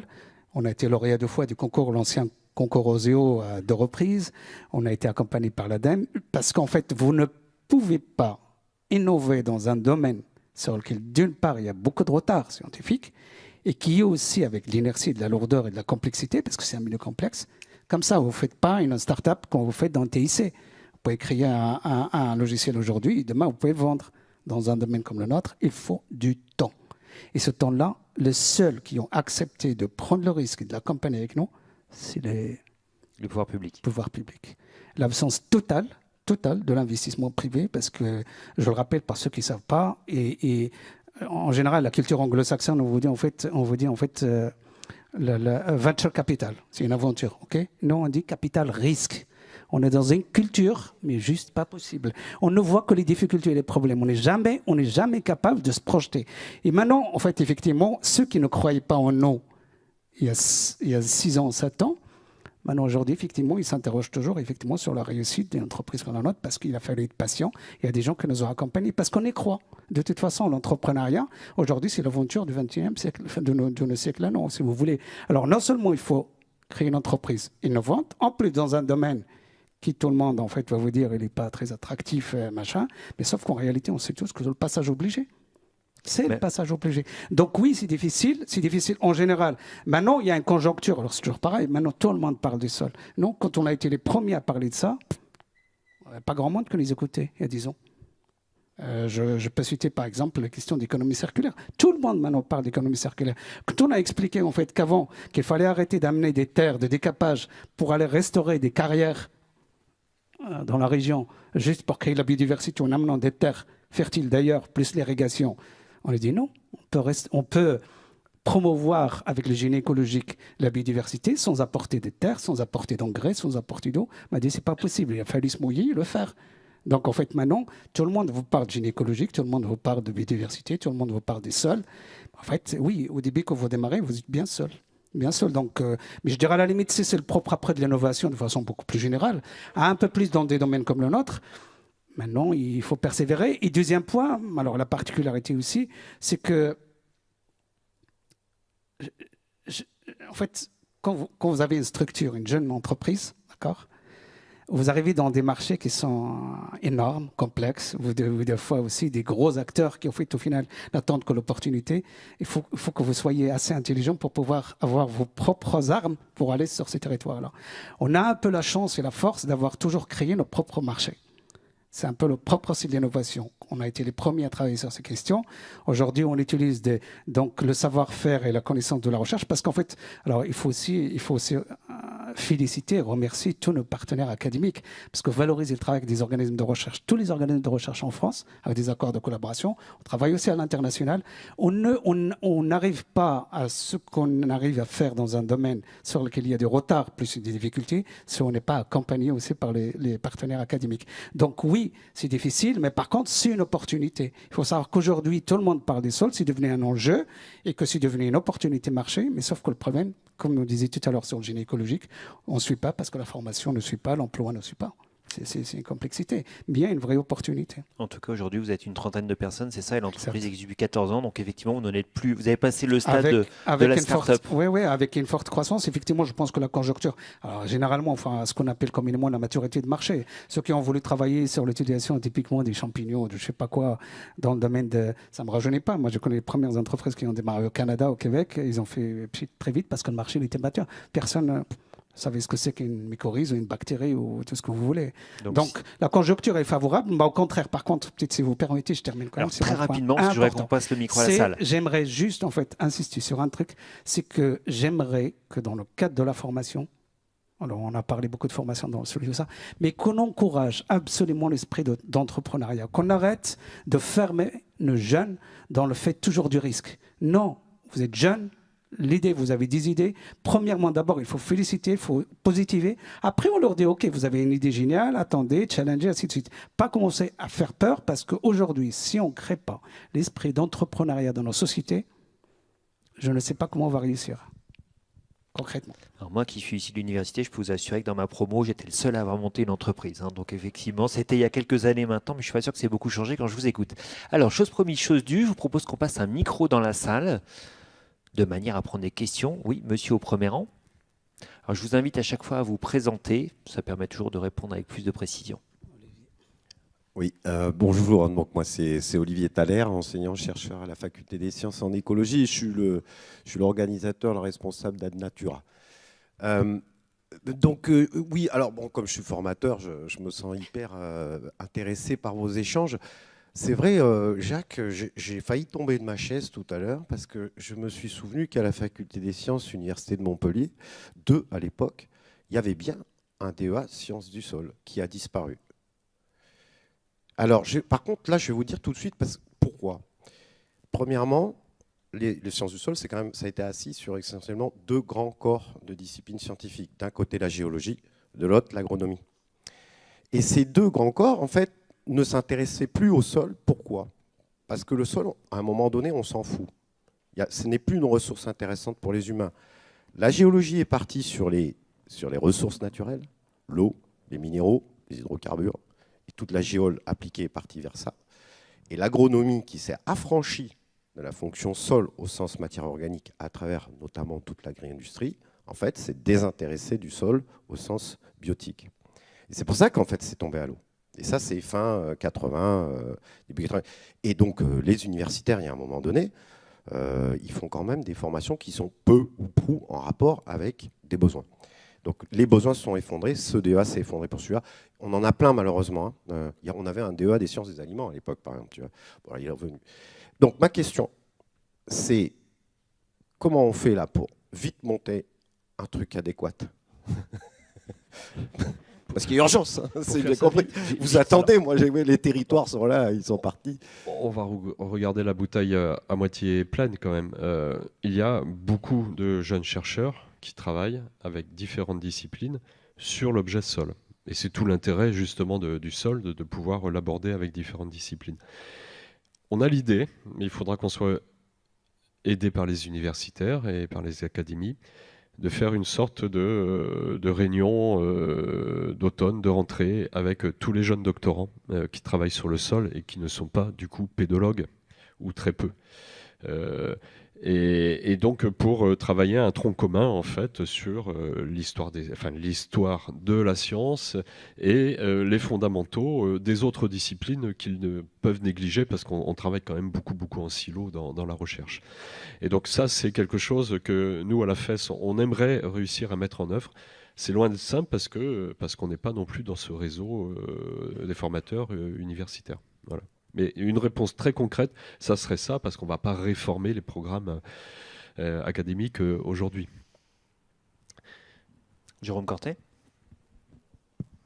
Moi, je pense qu'il y a pas mal d'idées qui circulent dans les réseaux, de faire une espèce de masterclass qui soit quelque chose d'assez flexible, qui ne soit pas une formation, un master ou quelque chose qui soit vraiment spécifiquement sur le sol, mais qui soit quelque chose qui soit ouvert aux autres formations. Peut-être un cours ou quelque chose qui soit relativement flexible. C'est un peu ça l'idée qui circule actuellement. Il y a des volontés. On est en train d'essayer de fédérer les énergies autour de ça, mais c'est des processus qui sont aussi assez longs. Mais il y a urgence et effectivement, je pense que... Mais ça va émerger, je suis assez confiant.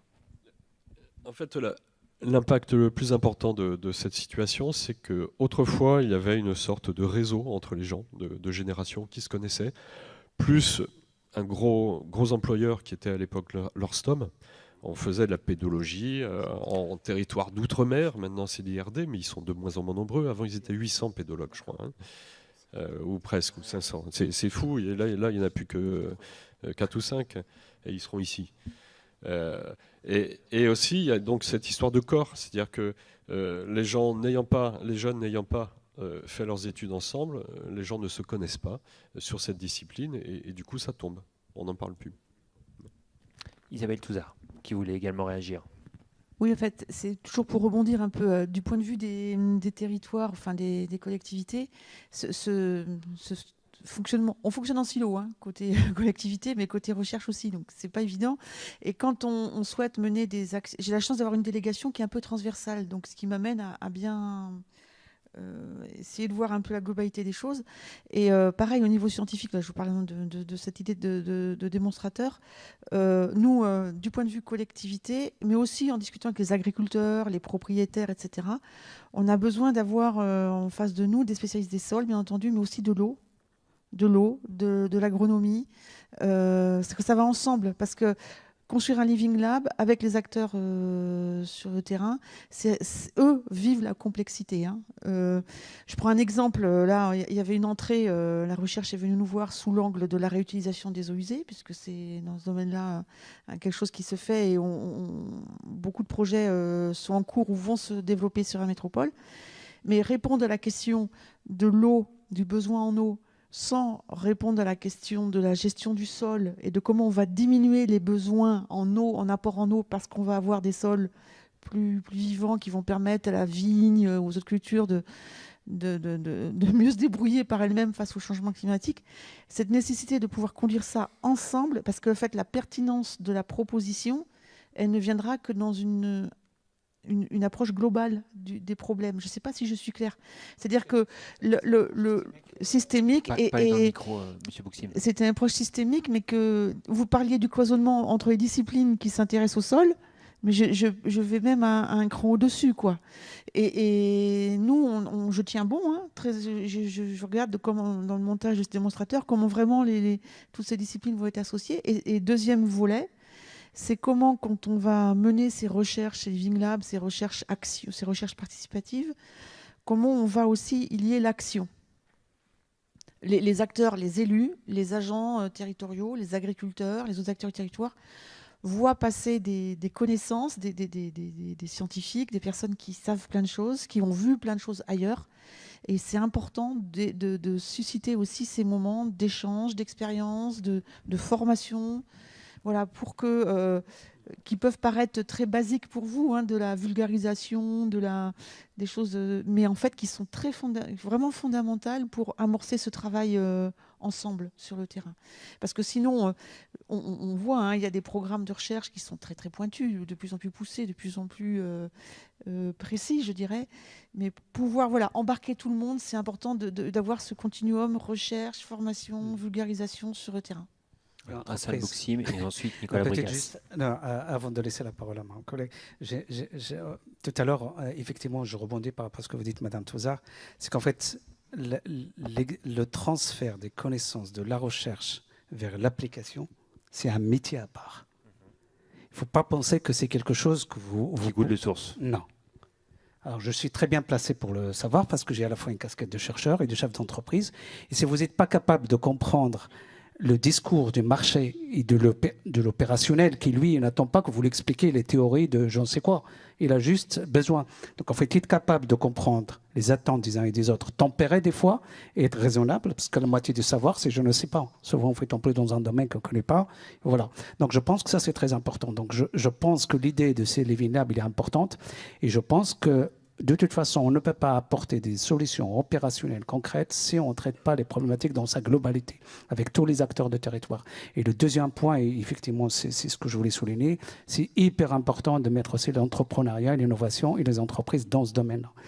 Ce n'est pas juste des acteurs du territoire et de la recherche dans son coin, parce qu'on le sait, je veux dire, ça ne peut pas fonctionner. Aujourd'hui, alors c'est pareil, je suis très à l'aise pour en parler. Aujourd'hui, un chercheur, il est jugé par le nombre de publications, on n'est pas jugé par le nombre de projets de développement qu'elle installe. Donc effectivement, il est obligé de fonctionner dans le cloison du système tel qu'il est construit. On ne peut pas en sortir. Mais par contre, on peut quand même encourager la pluridisciplinarité. C'est fondamental. Quelqu'un m'expliquait, il a raison, quelqu'un qui a, je pense, qui est à la retraite, un collègue qui est pas temps, il m'a dit de toute façon, avec toute l'expérience que j'ai accumulée, ce que j'ai vécu, j'ai compris aujourd'hui que l'innovation se fait à l'interface des disciplines. Elle ne se fait pas dans les disciplines, c'est à l'interface des disciplines. Donc je pense que le sol nous offre cette opportunité-là. Peut-être pour les formations, en tant qu'entreprise valorise, je dirais clairement que moi, je suis en demande, même, on le fait, de contribuer bénévolement et participer à ces formations-là. Olivier, tu le sais, et des fois, je suis désolé, même quand on propose, on ne fait pas appel à nous. Alors, tu vois, c'est désarmant, quoi. Je dis, c'est pas possible, je ne sais pas ce qu'il faut faire d'autre. Nicolas Bricasse. Oui, en fait, c'est pour aller dans votre sens et pour illustrer, il y a maintenant 12 ans, on a monté avec un collègue de l'agro de Montpellier, entre le CIRAD et l'agro, un master spécialisé qui s'appelle Innovation et politique pour une alimentation durable. Il parle surtout d'alimentation. Mais la première chose que font les étudiants quand ils arrivent, le premier cours qu'ils ont, c'est un cours sur le sol, pour montrer l'intérêt d'une approche systémique à partir de l'exemple du sol. Et puis ensuite, après ce cours, ils partent 15 jours dans des exploitations agricoles pour discuter avec des agriculteurs sur leur connaissance systémique des sols. Et comment tout ça, ça intervient après dans une exploitation agricole, mais comment c'est pris en compte. Donc c'est intéressant parce qu'on parle d'alimentation dans ce master tout le temps, mais on commence par ça. Et c'est très illustratif de ce que vous disiez, comme une invitation à essayer de penser pas uniquement la question des sols, mais aussi la question alimentaire, la question de la transformation, la question de la commercialisation, la question de la consommation, d'une autre façon. C'est vrai que ce n'est pas simple parce qu'on a du mal à trouver des gens qui sont capables de formuler clairement qu'est-ce que ça veut dire une pensée complexe ou une pensée systémique. Mais ça bouge. Enfin, il y a 12 ans, quand on a proposé ça, c'est vrai qu'on était un peu regardé bizarrement. Quand on parlait d'agroécologie, c'est ce que disait Isabelle Touzard tout à l'heure. L'agroécologie, c'est un gros mot. Au Comité de la sécurité alimentaire mondiale, quand la société civile a proposé de travailler sur la question de l'agroécologie, il y a eu un barrage absolu d'un certain nombre de pays et d'un certain nombre d'acteurs. Mais tout le monde a insisté, et puis 3 ans après, on a un rapport qui a légitimé l'agroécologie comme une solution intéressante. Quand vous disiez que c'est pessimiste, moi je suis un très grand optimiste, mais sans illusion. Ce que je vois, c'est que ça bouge de partout. C'est ce qu'on regarde avec nos étudiants.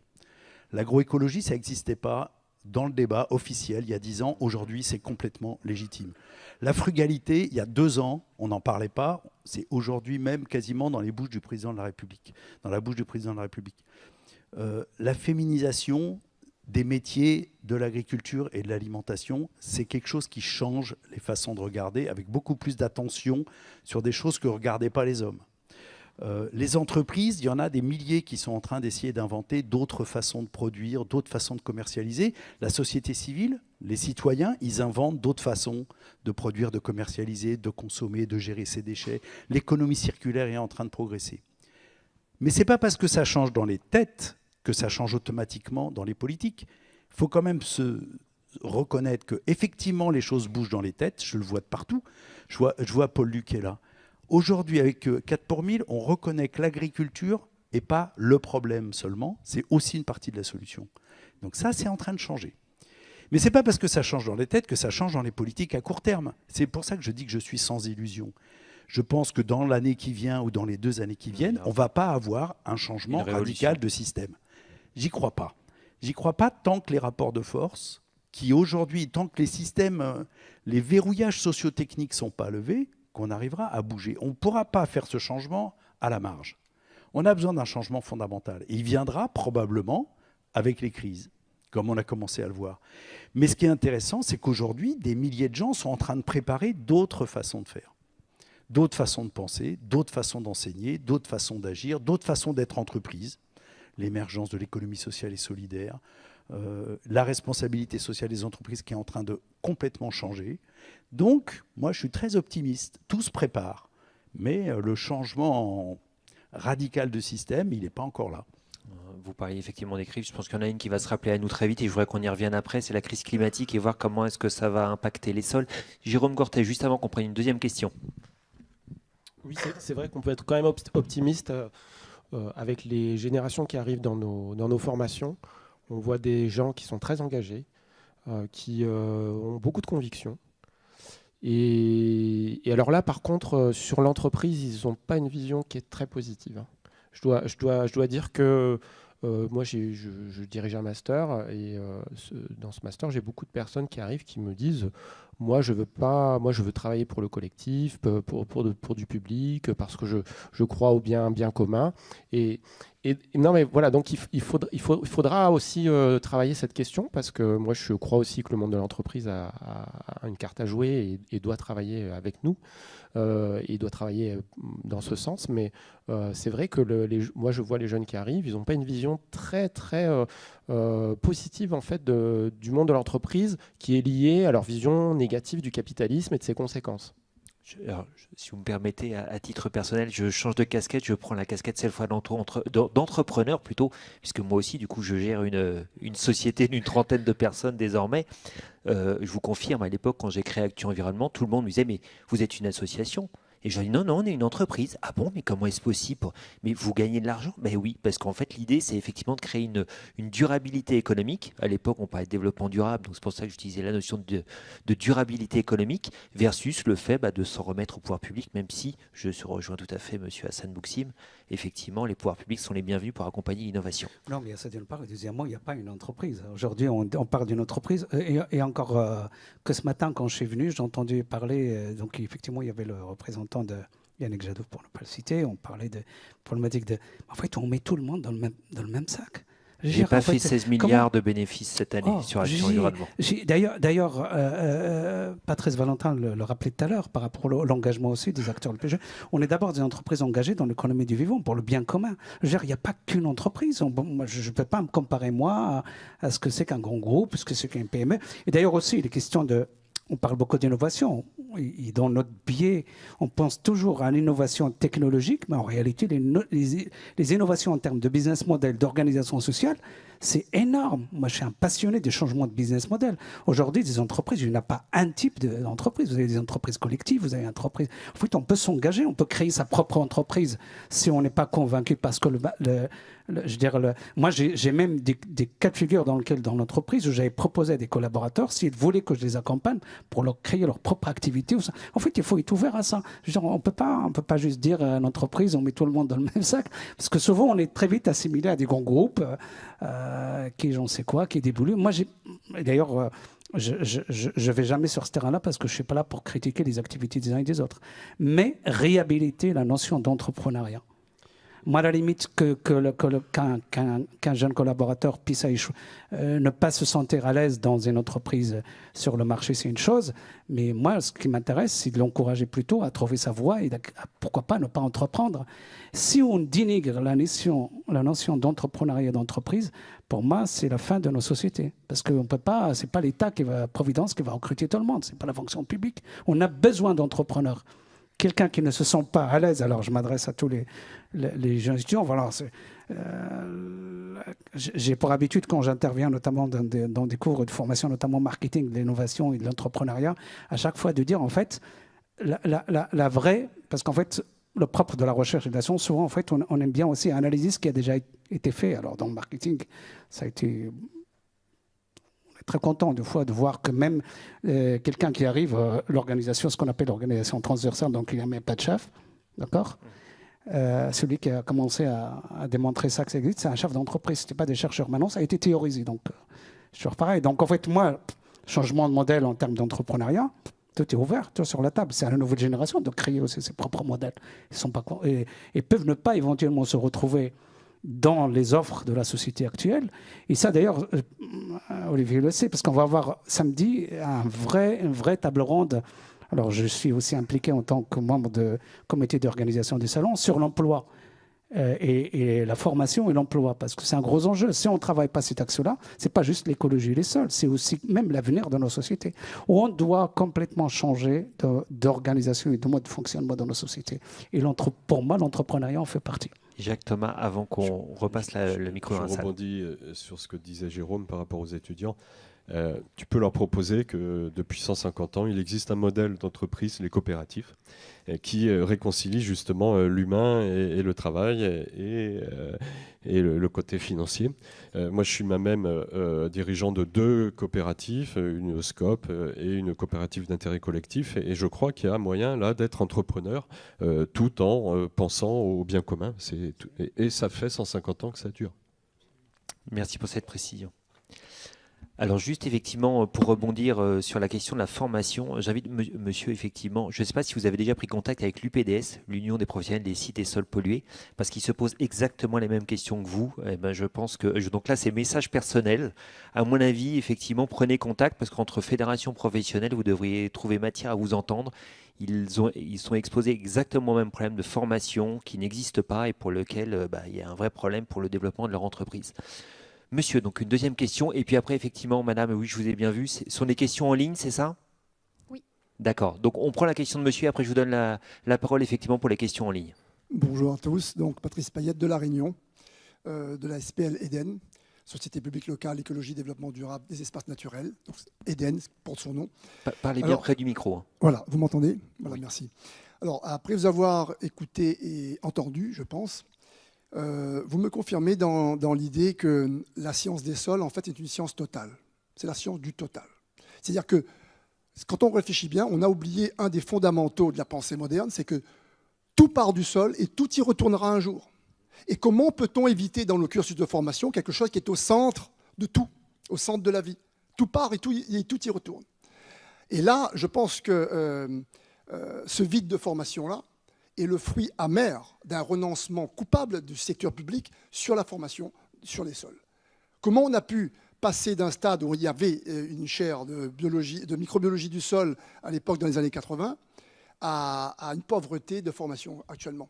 Alors, est-ce que c'est réfléchi? Alors, du coup, je me pose la question a posteriori, c'est un peu facile peut-être de se poser cette question, mais je me dis peut-être que c'est réfléchi, c'est organisé pour justement éviter la prise de conscience qui a empêché le développement d'un autre modèle qui a pollué les sols de manière continue depuis 25-30 ans.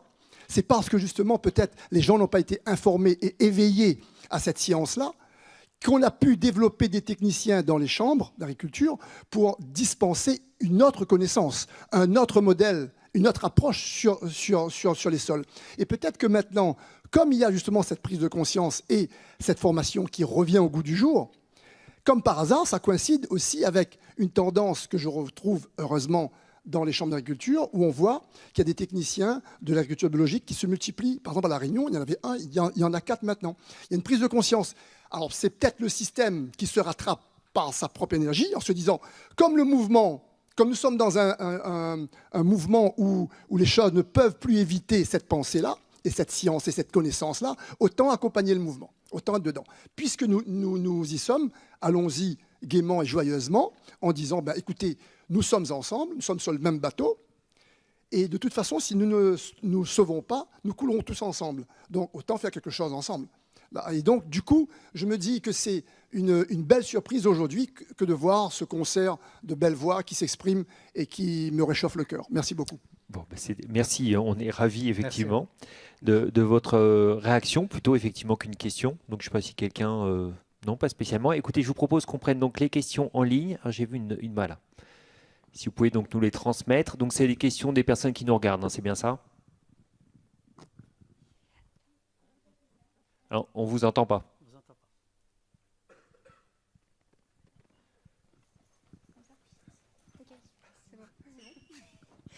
Merci. Une question de Safé El Farisha qui est à la fois un témoignage, donc je vais le lire tel quel. Je suis pédologue de formation et la majorité de ma promotion de 2018 s'est orientée vers les sites et sols pollués parce que les personnes ne trouvaient pas de poste en pédologie. Pourquoi vous n'arrivez pas à embaucher des personnes à compétences en pédologie alors que ces personnes n'arrivent pas à trouver des postes dans ce domaine? Hassan Bouksim. Eh ben, ma réponse, envoyez votre CV. Vous êtes la bienvenue. J'y vais franco. Bon, il y a un petit sujet sur le sourcing de candidature, là. Vaste débat. Alors, vaste débat. Non, mais en fait, effectivement, là, pour le coup, si je me place du côté des candidats, effectivement, dans le paysage, probablement que non, on ne pèse pas et puis on n'est peut-être pas assez visible par rapport à ça. C'est vrai. C'est vrai qu'il est beaucoup plus facilement... Aujourd'hui, les demandes sur notamment tout ce qui est cité sur le pollué, c'est beaucoup plus fort. Mais d'ailleurs aussi, tout à l'heure, on parlait de l'image aussi que ça peut donner. Attention, là, on parle... typiquement, dans nos métiers à nous, on a des gens qui travaillent autant sur de l'intelligence artificielle appliquée à la caractérisation du sol qu'en des gens spécialistes de la microbiologie. C'est le vrai terrain de jeu dans lequel vous pouvez clairement vous affirmer, vous épanouir. Et c'est aussi un domaine dans lequel l'innovation, il y a encore tout à faire. Encore tout à faire. Vous êtes motivé, vous voulez passionné et vous êtes créatif, il faut y aller. Et moi, je vous encourage à venir nous rejoindre. Moi, je suis qu'une goutte dans tout le besoin, je dirais, l'océan de tous les besoins et les ressources qu'il faut pour qu'on remette le sol. Et je suis absolument d'accord avec vous, au cœur de toutes nos problématiques. Pas juste un sujet. En tout cas, on peut remarquer que la question de l'emploi et de la formation est bel et bien présente au sein du Salon Ad Natura qui accueille justement ces assises. Samedi, absolument, et samedi, c'est pas pour rien qu'on a mis dans la journée du samedi le sujet de l'emploi. On a voulu être un peu plus ambitieux, mais malheureusement le temps ne nous a pas permis de le faire cette année, Olivier, et on aimerait bien que dans l'édition à venir, que clairement l'emploi soit au cœur de... En tout cas, c'est une démarche forte du salon, ça se voit dès qu'on y arrive. Jérôme Cortet.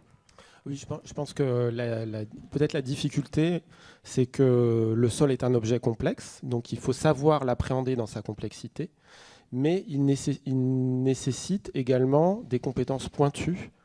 C'est ce qui était dit juste avant. C'est vrai que maintenant, pour étudier un sol, on a peut-être besoin de quelqu'un qui fait de l'intelligence artificielle, on a peut-être besoin de quelqu'un qui, au contraire, va faire des sciences humaines et sociales. Enfin, voilà. Donc, toute la difficulté, c'est d'avoir des personnes qui ont cette connaissance de cet objet complexe, et qui savent comment ça fonctionne, etc., mais qui, à côté, ont également d'autres compétences techniques très particulières qui sont utiles. Alors si je peux très réagir rapidement, quand même, c'est important parce que je vais vous dire la réalité du quotidien. Réalité, c'est qu'aujourd'hui, non, on n'attend pas de quelqu'un qu'on va recruter qui soit le spécialiste du sol parce que c'est tellement difficile, c'est tellement rare à trouver. Moi, j'ai connu de ma génération des vrais pédologues, ce que j'appelle naturalistes, c'est juste pas impressionnants, qui sont autant capables de vous parler du fonctionnement des sols que des micro-organismes, que des champignons, ainsi de suite. Ce qu'on voudrait juste, en fait, c'est que des gens qui soient ouverts, qui aient le minimum de notions, qui soient ouverts à s'enrichir dans la pluridisciplinarité qu'on leur offre. Et l'apprentissage, vous avez les notions théoriques, mais vous avez la réalité du terrain qui ne pardonne pas. Vous pouvez avoir toutes les notions théoriques possibles et imaginables. La réalité du terrain, elle est déjà complexe, ne serait-ce qu'en compréhension du fonctionnement de l'objet. Mais la réalité est encore plus complexe quand vous devez répondre à des demandes d'utilisateurs qui sont concrètes, qu'ils n'attendent pas que vous leur fassiez la théorie. Non, en fait, aujourd'hui, le vrai question qu'on cherche, non, c'est juste des gens motivés, qui ont envie d'apprendre. Après le reste, l'apprentissage, moi je pars du principe qu'on a des gens qui sont spécialistes d'intelligence artificielle qui ne sont pas du tout spécialistes du sol, mais qui se mettent au service de l'objet, de l'étude, du projet. C'est là où ça devient riche. Ça devient presque passionnant parce qu'effectivement, on ne s'ennuie pas une seconde. En fait, on passe notre temps juste à imaginer ce que ça peut être l'idée de demain et la solution de demain parce que c'est passionnant. En fait, on est dans un monde où il faut encore tout créer, quoi. Hassan Bouksim, je vous propose qu'on prenne une deuxième question. Merci. Il y reste 2 témoignages et une question. Je peux peut-être lire les témoignages et la dernière question. D'abord la question. La question. Oui, s'il vous plaît. Parce que comme on arrive au bout du temps qui était imparti, je préfère qu'on aille aux questions. C'est plutôt une demande de conseil. Est-ce que vous avez des liens, des ressources ou des conseils pour s'initier à la pédologie de manière autodidacte? De toute évidence, la question de la formation revient. Alors, déjà, allez voir le site internet de la FES. Alors, il est en reconstruction, il sera beaucoup mieux l'année prochaine, en 2023. Mais il y a déjà de grandes ressources et on a depuis plus de 20 ans une revue qui est en ligne, qui est gratuite, qui s'appelle Études et gestion des sols. Et là, si vous prenez le temps de lire toutes ces publications, vous avez déjà une somme de connaissances qui est extraordinaire. Et puis après, il y a un tas de bouquins quand même. Après l'observation, la curiosité. Voilà. Et après, regardez, sortez sur le terrain et faites des trous. Merci pour la réponse. Alors, il ne vous aura pas échappé que la parole a beaucoup circulé sur le côté droit pour vous, gauche de la table ronde, un petit peu moins sur le côté droit. Alors, il y a beaucoup de... Ah, pardon, une autre question, excusez-moi, je n'avais pas vu la main levée. Madame, au dernier rang.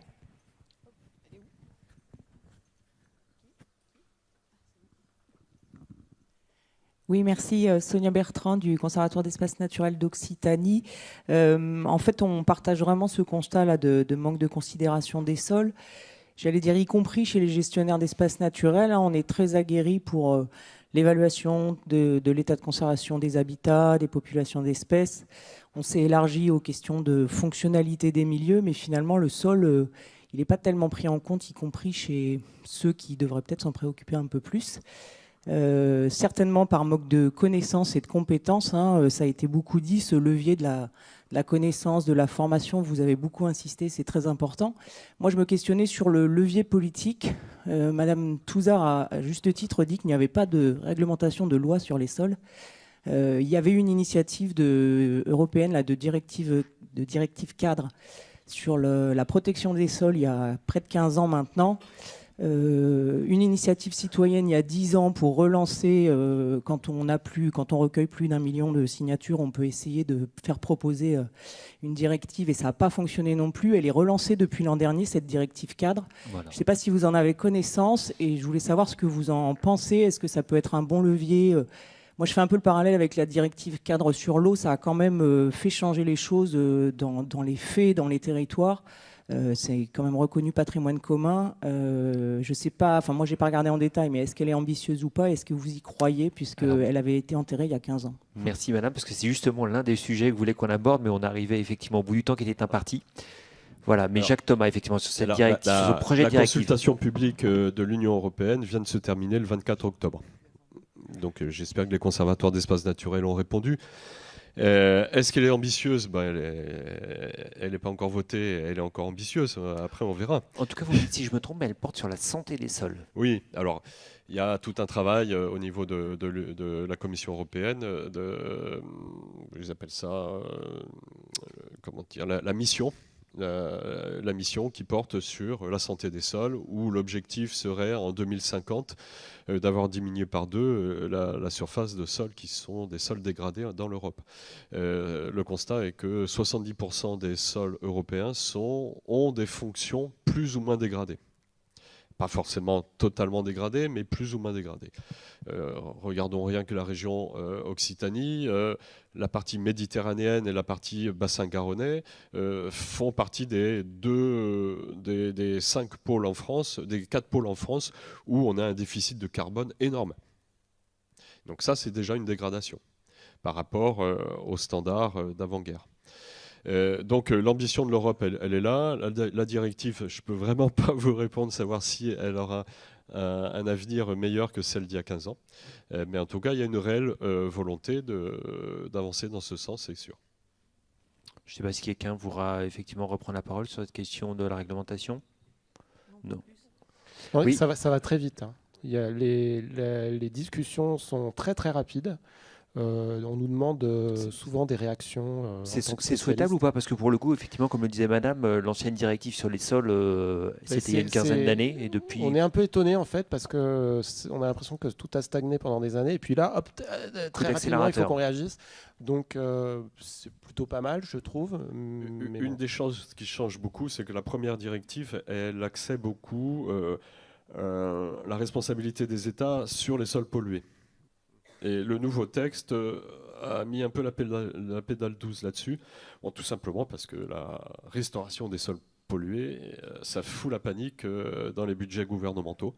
Et du coup, ça a focalisé là-dessus il y a 15 ans, et d'où le fait que cette directive est capotée. Surtout le reste, il y avait plutôt un consensus. Donc je pense qu'il y a plus de chances pour que ça aille au bout. Alors on a encore une autre question, oui. Oui, bonjour, je suis donc Alain Broman, je suis donc ex-Orston de l'IRD, donc un des derniers pédologues qui vont bientôt partir à la retraite. J'avais une question un peu pour Madame Touzard, parce qu'en fait, on est ici dans la métropole montpelliéraine, un des centres d'écologie. Si le salon est ici, c'est pas pour rien. Il y a aussi, je fais partie d'une unité de recherche sur les sols. Il y a une maison de l'eau, il y a une maison de la télédétection. Il n'y a pas de maison des sols.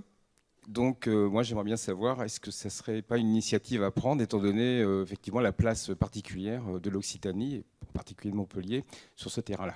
Merci. Madame Touzard, une maison des sols. Pourquoi vous ne serez pas. pas Alors, contre, a priori. on est en partenariat avec le CEF, la ville de Montpellier et la métropole. Peut-être que Stéphane Jouot vous en a dit un mot tout à l'heure. Voilà, sur différents axes de travail qu'on a définis ensemble lors d'ateliers conjoints entre les chercheurs, les agents des services, sachant plusieurs services. C'est ça qui est intéressant. La biodiversité aussi amène à de la transversalité de part et d'autre. Sur cette question de la maison, pourquoi pas? À ma connaissance, la maison de télédétection, c'est un institut, c'est une institution d'enseignement qui l'a créée. Maison de l'eau, c'est une dynamique différente. Le terme de maison, après, voilà, un terme générique qui peut revêtir des dynamiques institutionnelles très différentes. Mais pourquoi pas? Alors là, avec grand plaisir. C'est cette question d'interdisciplinarité, bien entendu. Ouais. Et nous, on l'appelle de tous nos voeux, nous, parce que franchement, quand on est élu, que ce soit à l'échelle d'une petite commune, je suis maire d'une petite commune de 2000 habitants, où on a, pour le coup, évité beaucoup d'artificialisation. J'étais élue par exemple contre un projet de ZAC. Il faut savoir que ça peut se faire. On peut lutter contre des très gros projets d'artificialisation quand on a la foi. Et limiter par 5 un projet. Des choses comme ça. Mais donc, à l'échelle d'une petite commune ou en tant que vice-président de la métropole, je vois vraiment l'intérêt de cette... Je ne vais pas revenir, on en a parlé déjà beaucoup, donc pas revenir dessus. Mais alors, si le monde scientifique, académique et entrepreneurial se propose de créer une telle maison, mais alors là, à l'évidence, moi, je ferai tout mon possible pour soutenir le projet côté territoire. Merci beaucoup, Madame Touzard. Alors, comme on est arrivé au bout du temps qui nous était imparti, je voudrais néanmoins qu'on finisse par redonner la parole à Nicolas Bricasse, parce que bon, il y a beaucoup de sujets que je voulais aborder. Bon, il y a la législation, on l'a à peine effleuré. Je voulais qu'on revienne effectivement sur les impacts de la crise climatique qui, plus que jamais aujourd'hui, se révèlent à nous sur les sols. Mais bon, ce seront des thématiques qui seront creusées pendant les tables rondes qui vont avoir lieu encore pendant les assises de l'ARB. Par contre, je voudrais revenir avec vous, Nicolas Bricasse, au risque d'anticiper un peu sur tout ce qui sera dit dans les tables rondes que je viens d'évoquer. À votre avis, est-ce qu'on doit craindre que la crise climatique impacte durablement les systèmes alimentaires, notamment au vu de la pression que le réchauffement climatique va appliquer sur les sols? Clairement, oui. En tout cas, toutes les expertises scientifiques, notamment rassemblées par la FAO, montrent que ce qui va caractériser les périodes dans lesquelles on rentre, c'est une très forte instabilité climatique. On va avoir des déplacements de zones de production agricole avec une remontée vers les zones polaires de capacité de production, bénéfique pour la Russie ou le Canada par exemple. Mais surtout, on va rentrer dans une période de très grande instabilité climatique. C'est ce que nous dit le rapport, ce que nous disent les rapports du GIEC depuis 10 ans, c'est des précipitations plus abondantes, plus concentrées dans le temps, donc ce qu'on appelle des paroxysmes climatiques, qui effectivement peuvent affecter les sols au sens où ça peut lessiver et faire partir, c'est ce qu'on vient de voir au Pakistan par exemple. Donc on va rentrer dans on pourrait dire comme quand on est dans un avion ou quand on était dans un avion, on rentre en zone de turbulence. Ce qui veut dire qu'on doit travailler à la fois sur des systèmes qui vont ralentir quand même les émissions de gaz à effet de serre et l'effondrement de la biodiversité qui me semble probablement même plus grave que la question du changement climatique, mais qui se combinent. Ça veut dire qu'il faut à la fois arriver à trouver des systèmes qui vont atténuer les impacts sur l'environnement, mais qui vont devenir plus résilients, c'est-à-dire plus capables d'évoluer en étant capables de résister à ce ballottement. Alors, ce n'est pas uniquement les paroxysmes climatiques, c'est aussi l'arrivée de nouveaux pathogènes qui effectivement vont affecter les productions agricoles. C'est ce qu'on est en train déjà de voir, pathogènes tant pour les plantes que pour les animaux. Donc ça veut dire aussi être capable de transformer la formation agronomique au sens large pour désormais non plus chercher l'optimisation sur des critères très précis comme on le fait finalement depuis l'après-guerre, mais maintenant d'être capable de rentrer dans des systèmes qui tiennent en situation instable. Très bien. Eh bien, écoutez, merci beaucoup pour cet éclairage. Je vous propose que ce soit le point final de cette table ronde. Ce n'est pas une conclusion, simplement parce que vous l'avez compris, cette conférence plénière, c'est une conférence plénière d'introduction des ARB. Donc, ils vont continuer ici même et dans les salles aux alentours à partir de 14h. Donc, merci à vous tous de nous avoir écoutés. Merci à vous tous d'avoir participé à cette table ronde. Et puis, je vous souhaite bon appétit. Donc, rendez-vous à 14h dans les salles environnantes. Merci.